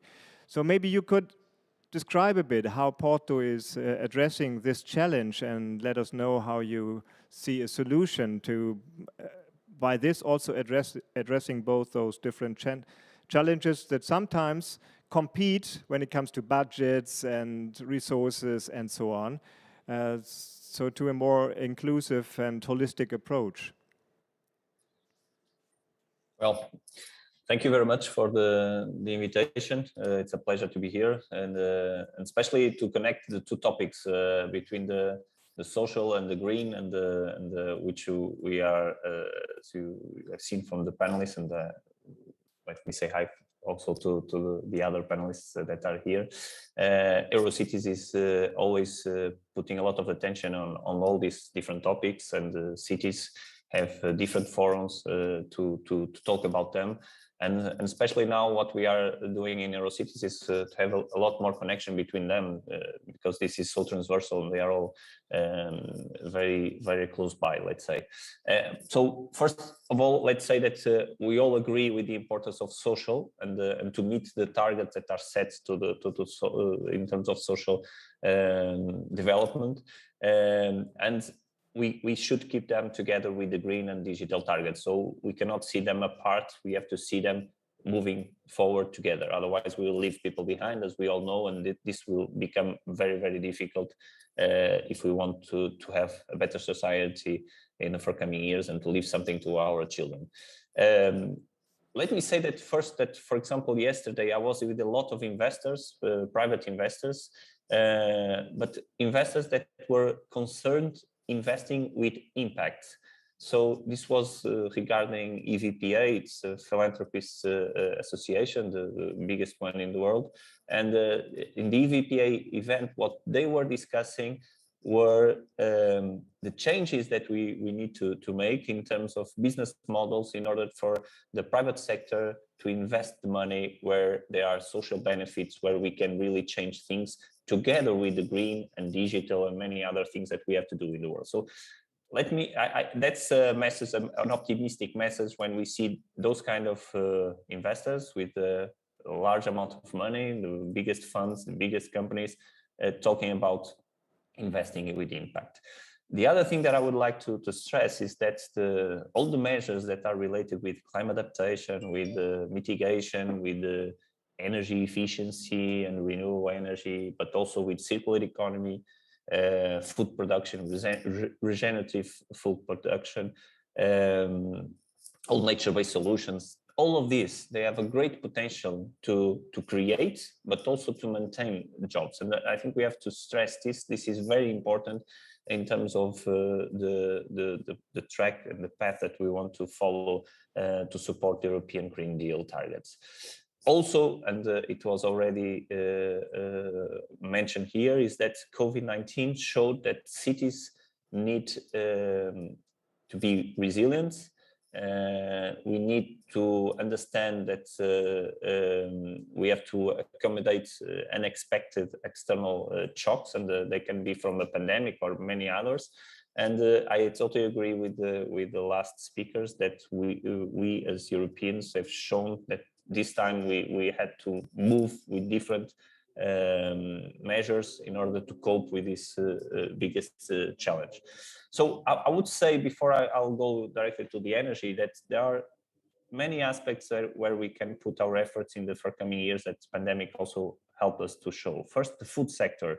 And all the sustainable agriculture, the circular economy. And we realized that during the pandemic, there was an increased demand for short food supply, so producer to consumer. And this brings the consumer a higher sense of safety, as well as demand for fresh and supply, and so at a short distance, as I think most of the cities felt. So this will speed up the food system, the circular economy and food system, and the regional production, consumption, but also working on the waste reduction, redistribution technology. So there is all this has a huge potential in the future in order to accommodate all the social concerns that we have. On the energy that you mentioned is also a very important topic, especially in Portugal, where we are the 4th country with the highest rate of energy poverty. And what we are trying to do is to look to cities as also producers of energy, renewable energy, so we can give people access to reliable, to affordable and sustainable energy, and locally sourced, let's say. And so all the investment that we have to make in the future related with energy, we have to see that this is related also with giving more comfort to our houses, to have all the energy poverty targets achieved. And especially we have to do it in a community sense. So energy communities, to bring production of energy to a community where all can provide of their benefits, it's also very, very important. And many other topics that we are currently facing, like all the mobility issues, the new ideas that we have, but also the diversification of economic activity, where we have to encourage all the entrepreneurs, all the startups to make the new economy, and in order to be an economy that has the social factor in there very, very stressed. So that's, I think, something that we as Europeans have to put really big effort in the forthcoming years. So all the things related not only with digital, but many other areas, especially the ones that are closing the loops, to provide a circular economy where repairability, new services that we have to achieve, but they are all great for creating jobs. And let me just, to finalize, I don't want to take too much time, just saying two or three things that I think it's important also in Europe. First of all, cities should have a direct path to the European Green Deal funding. So somehow we have to find a way, and the proximity to European citizens and the knowledge of the challenges and opportunities that we have and we know in cities, we should have a direct path, let's say. I don't know how we have to find a way to make it, but the weight right now that the national governments and all the administrative weight of national governments have on the Green Deal funding, we have to find a way that cities can be more close to these funds. The second is networks. We all agree that networks are very important in order for the benchmarking, the inspiration, all the guidance. And cities have been very keen on developing new and innovative strategies to cope with all these problems. And of course, we never forget that we have different ways of thinking in Europe, which is good, provide us different ideas, but also we have to stress that the open dialogue and collaboration between different levels of government is not the same at all the countries in Europe, and we have to find a way also for this Green Deal and all these targets to help on this dialogue. So this is a bit of, I think it's the way cities can help. Thank you very much, Felipe, also for mentioning different ways of thinking, because, Katharina, we have been inspired by Albert Einstein here at our conference. We are at the Einstein Center of Digital Future. So if you had the chance to come here, you would see this very inspiring center where they invent the digital future and include social aspects in it. So that was new for me. So it's not only nerds, technical people going their way, playing around with technology. They have the societal perspective, really interesting. So I think with their name, they follow this wise scientist who was Albert Einstein. And we had some quotes, and one is, the world as we have created it is a process of our thinking. It cannot be changed without changing our thinking. That ties a bit in what you just said, Felipe. And I would like to hear, Katharina, from your side, the assessment. Where is the new thinking? Because we have this time of urgency. We heard from Annette from Glasgow. Many saw this COP meeting as the last chance to do something about climate change. And in all our areas we are discussing, we have this sense of urgency. We need to act now.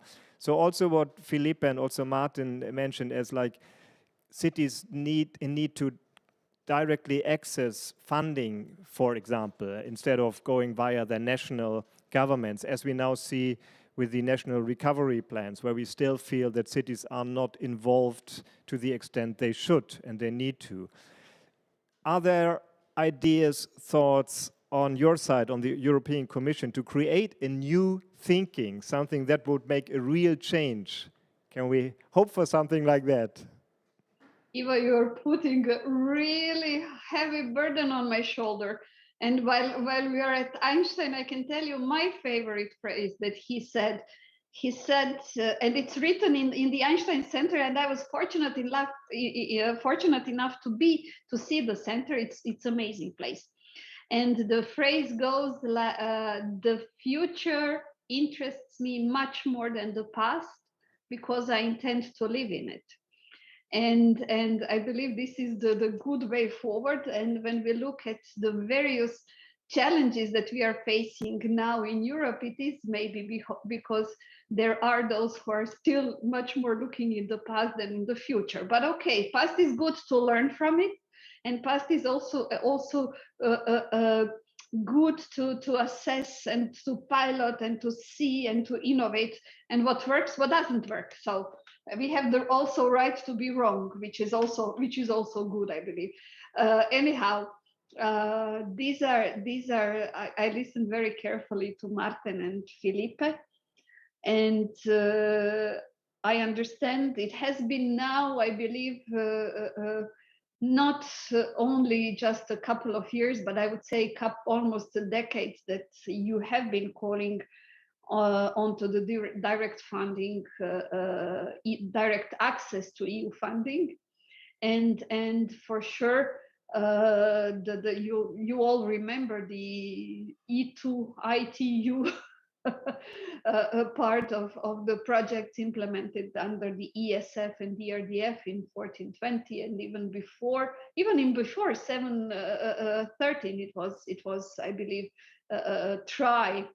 And my not being directly responsible for funds, but having my personal experience of being the head of managing authority for 10 years in Croatia prior to joining the Brussels, I can tell you that it is a discussion that is really going on for a very, very, very long time. And if you and us at the level of the Commission would like to change something, even though if it might be late for 21-27, it is a good start to think about the next financing period. Although it seems like really far future, but it's not. It's not really too far, because in a year to come, in 2023, we will already start preparing the next MFF. And this is maybe where the additional involvement and additional push should be there. It is a tough question, because when you say the direct access of the cities, and for example, I know also some stakeholders like the service providers also would like to have a direct access to the EU funding. And in the end, when we see that the member states are at the national level, at the level of coordinating bodies, if they have, or the managing authorities, if and depending how they're organized, they are our counterpart and they are to whom we speak. So I believe that lots of lobbying and lots of advocacy would need to be done at both levels. And I know from the practical experience how difficult it can be for the cities, and especially when you have a different governments or different parties ruling city and the state. And in now we are also facing a period of EU where elections are really quite repetitive without forming the governments for a long time. And I believe some of you can really reflect on it much more than the others. And maybe this is the new political culture that is being visible on our sky. But still, no matter what, I believe with RRF and RRPs, which are implemented according to the member state rules, which are implemented, I would dare to say, in a bit more simpler way than maybe the classical funds. Maybe this is a good way forward, and maybe this is something to be seen if such a division of funds should be promoted further and should be something that we are looking into. It will be good to see experience of those cities who will be implementing directly the RRP activities. Although we must have in mind that the reform processes that RRP speaks and RRF speaks about is most of the time relevant for the national governments and the national level. One thing I wanted to point that I consider extremely important, what Felipe mentioned, is about networks, and it's about the partnership. I would connect it with the partnership, Felipe, if you allow me. I think this is an extremely important process that now, when we are at the stage where we have practically almost all the RRPs approved, and we are now in the phase that we program 21-27 financial perspective. We really insist at the level of the Commission that the partnership principle is first of all implemented in the member states, and second of all implemented in the true manner, which means that you as the stakeholder are involved in the preparation, in the design, in the preparation, but then in the implementation of the activities. And I believe that this should be somehow reflected also now in this process. And you know very well that right now, this is the time where we are discussing, the Commission is discussing with the member states, the future ESF and ERDF operational programs. Somewhere where you will have a direct access to the funding is InvestEU. And InvestEU we have prepared, and EIB hopefully is going to implement it according to our proposal and on the benefit of all of us, a large package on a large social, we call it social investment product, where the different needs that cities require and have are going to be addressed. Be it from ECEC, early childhood education and care education, or health services or long-term care services, which we see are extremely needed. I believe the COVID crisis has shown all the difficulties that our long-term care services are facing, how we were not prepared and how we need to be prepared much, much better. This is also in line with the aging population and the challenges that the aging population society is putting in front of us. And I truly believe that funds that might follow the RRF, let's say, for example, or something additional that might be invented. So this help desk to be operational next year, and for your stakeholders is for sure going to be the place where they might come and ask, and not only for them, also for you as the cities and your departments relevant for the social policy or education or health. Sorry if I was a bit too long. No, thanks a lot, Katharina, and thanks also for giving some concrete outlooks and ideas and advice where to go to. Very interesting with the help desk you're planning to implement. So we will definitely be in touch on that and see that we don't miss out any chance there. And completely understood that probably the four of us will not be able to reform the EU in such a way that cities get like a constitutional role as the national states have it today. So that's maybe something for later. But for the time being, we have to live with the structure as it is and to find the best way through.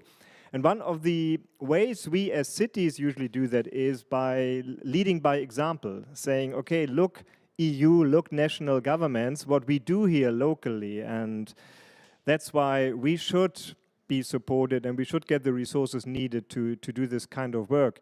And maybe Martin, because I think as the head of the Social Affairs Forum, you got a good overview of the examples, of course, in your own city in Utrecht, but also in all the other cities in the EuroCities network. So maybe you could share a few of those examples where we, on local level in the cities, already implement what I called for a new thinking, in Einstein's words, to say, okay, we really need not to do more of this and a bit different than before, but we need a radical change. We need to do something really completely new to meet the challenges we are facing. Do you have some of those pearls for us? Yes, I think I have, Ivo, but I first would like to respond on what Katharina said. And first of all, I would like to respond on what you said also about the funding for cities, the direct funding for cities or access to funding from EU. Well, let me illustrate this with an example from Utrecht, from my city, because I think it's the most, or from the Netherlands, because I think that's the most simple for me to illustrate what the point is. Well, we have now in the Netherlands this climate agreement to reduce our energy and our fossil energy problems. So what we now, was illustrated that it costs in the Netherlands around 1.5 billion euros a year. And now cities are given, I think, in the whole of the Netherlands, 72 millions a year for this great transition. Well, we cannot do it for this. Huh? So we would really like to change our way of working, but we need and more direct funding because we cannot bridge this gap with our own possibilities. And indeed, I see the steps that the European Commission has set, and I see the problems of the setup. Indeed, what Ivo said of the of our way of working in Europe. But let's work together on ways to ensure that in the possibilities we have also in the future, that there will be this more direct access. Not only in the period after 21, 26, 27, but also for this 6 years, but also even in possibilities in this period. So let's see and let's work together in what possibilities we see there. And then, you just asked me, well, what are kind of examples that cities are making at this moment already?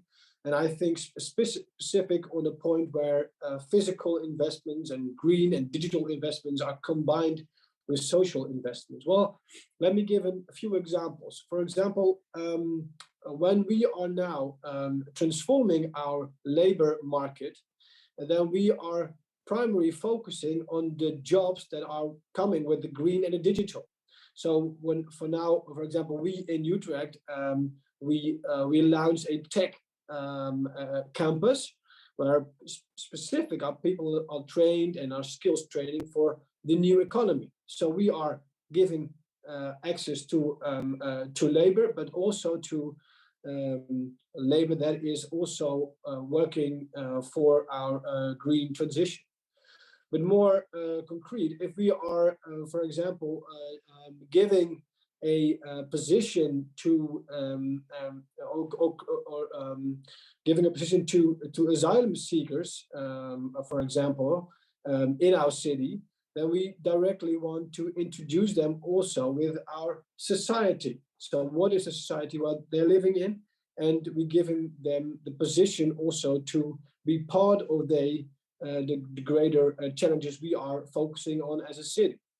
Another example, it's more about the investments in the housing market.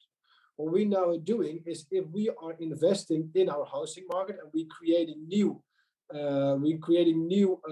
affordable housing, then what we do is we give a specific group also access to these kind of new housing.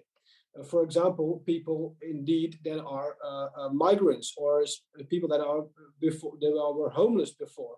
So in this extra housing we are creating, we give specific a few percent of these new complexes to groups that we know that they will never get access to this kind of housing if we not as a government give them direct access.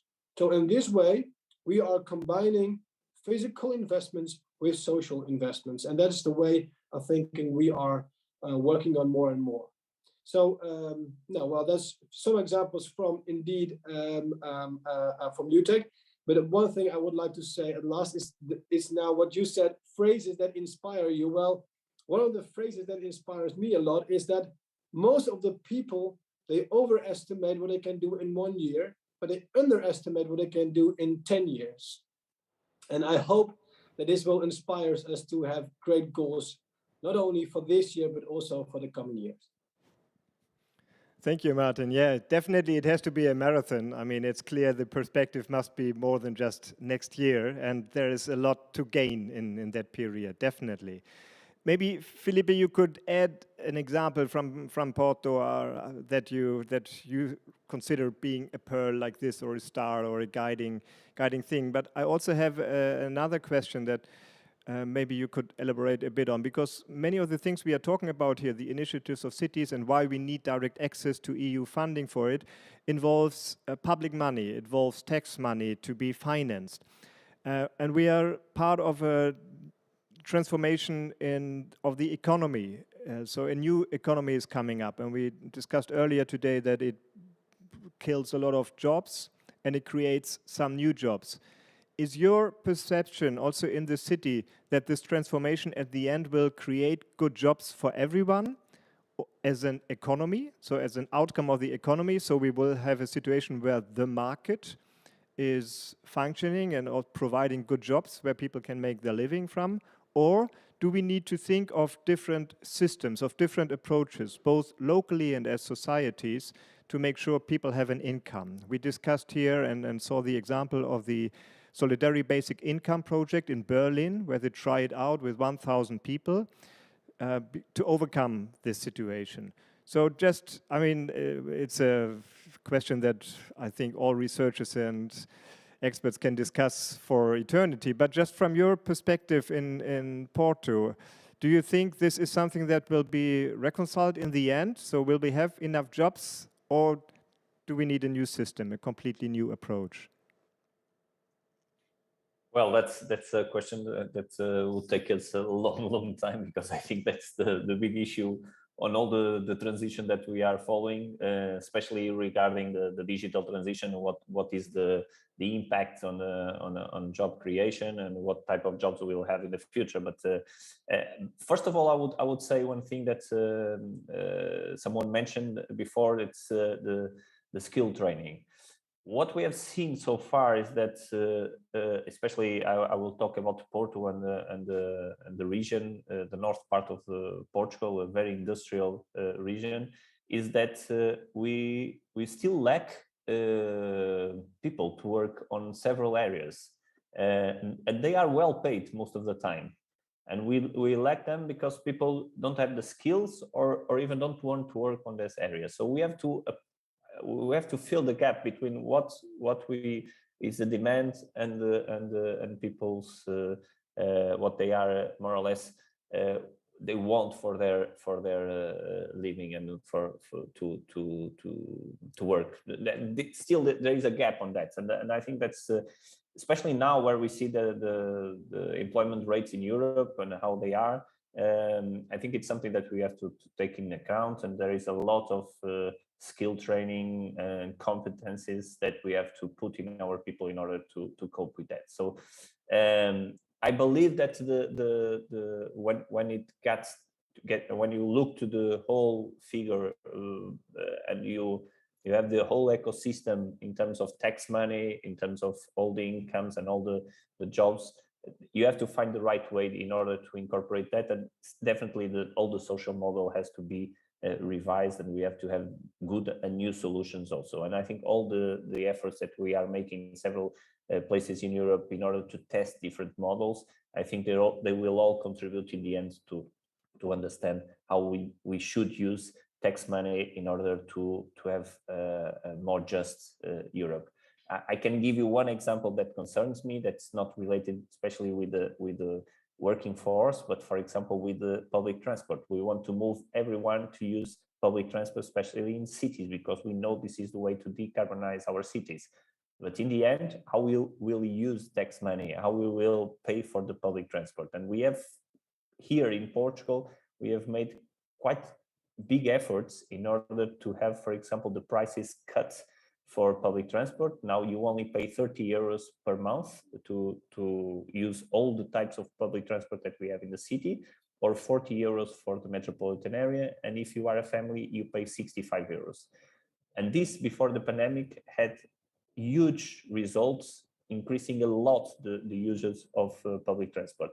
We have even, it's free up to 18 years old in the city for the young people to get to know the public transport, to use the public transport, to go to school by public transport. So there's a huge effort that we have to make, and we have to realize that the tax money is finite, so it's not immense, and we have to understand how we will use this in order to get the better benefits, because this has also a very, not only decarbonizing the city, but also a social impact that it's very much related with the income that a family or a person has in the end of the month.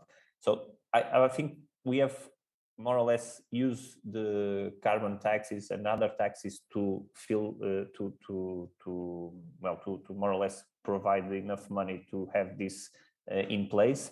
But different models, but we have to move very fast in this, otherwise the 2030 targets, we won't meet them for sure. So this is the first, to answer your second question. The first question, I will give just a few examples of how cities can lead by example, what you just mentioned in the beginning of this discussion. I would say that in terms of the Green Deal, what we have been focusing and with impact on I'll give two examples with the social impact. So first, the regeneration and integration of the deprived social housing urban developments using inclusive and innovative nature-based solutions. So what we have been working together with Nantes and Sofia, two cities and many others, these are the leading, and then many others in Europe, is how we can build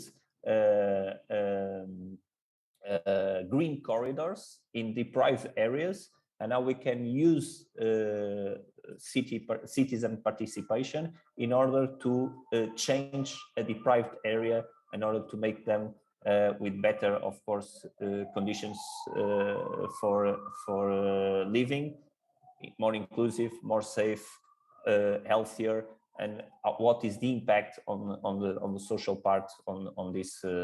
This has been quite a very interesting project. It's called Urbinat, and we are very interested on this part. Another thing is we are, for example, giving an example is environmental index. What we have designed, and we are regulating and consolidating a system of incentives for private developers. So we give them tax incentives, but they have to have included in their in their private investments, bioclimatic and nature-based solutions in order to have a better and healthier city, and also this concerned also with all types of investments, so from social housing to the others. And the other that I didn't mention greatly in the last intervention is the PEER, or the Porto Energy Hub. That is a one-stop shop to public and private building owners, and the focus is promoting aggregation to develop a renovative program for buildings, and it's supporting the metropolitan area. It's supposed to fight energy poverty, and we will provide the tools to overcome the market barriers, so for people to understand what kind of funds they can use, even the low-income households, how we can use these funds, all the funds that are available, in order for them to understand what they have to do in their efficiency, energy efficiency of the housing, and all the capacities that we have to build. So we believe that with all this, and we are working with the consultants, with all the lawyers, so there is a big consortium here also to provide the technical, which is the easiest part, let's say, but also the financial and the legal tools in order for people from all the, so from low income to the higher income to all the investors, in order to change the city in terms of energy efficiency and especially fighting energy poverty. So some examples of what we are currently planning right now. Thank you very much, Felipe. It all shows, I think, that the digital, green and just recovery and transformation is connected. It's interlinked. You can't separate it. You need to address it together. We have also seen that cities are taking action on local level to do exactly this, that there will be a lot of money needed to make this transformation really a good one into a positive future in the long run. And we also seen and understand, Katharina, from the side of the European Commission, there's exactly understanding for that, and you're trying to facilitate that and to support this as much as possible. And I think that the driving element in this can be another quote from Einstein again, and following on your 10 years, Martin, that you mentioned that we should have in mind. He said, imagination is more important than knowledge. As a scientist, I think that's a bold statement. You need to imagine a better future to be able to create it. And thanks a lot for sharing your examples and insights and ideas and needs for this time. We are at the end of this panel. Thanks a lot for being with us. And we are also at the end of this session today. So thank you very much for being with us. All of you viewing on YouTube, thanks for being there. You will be able to review what you have seen, and we say thanks that you have been with us, and goodbye. For the EuroCities members and the members of the Social Affairs Forum, you will have a separate meeting online later today at 2 o'clock this afternoon, the Social Affairs Forum business meeting, and you have received a Teams invite for that you should follow. And we all, if you want, will meet again tomorrow morning at 9:15. The day is all about co-learning and co-sharing. Be here at the main stage at 9:15. I'm looking forward to seeing you again. Have a beautiful afternoon. Enjoy the rest of the day.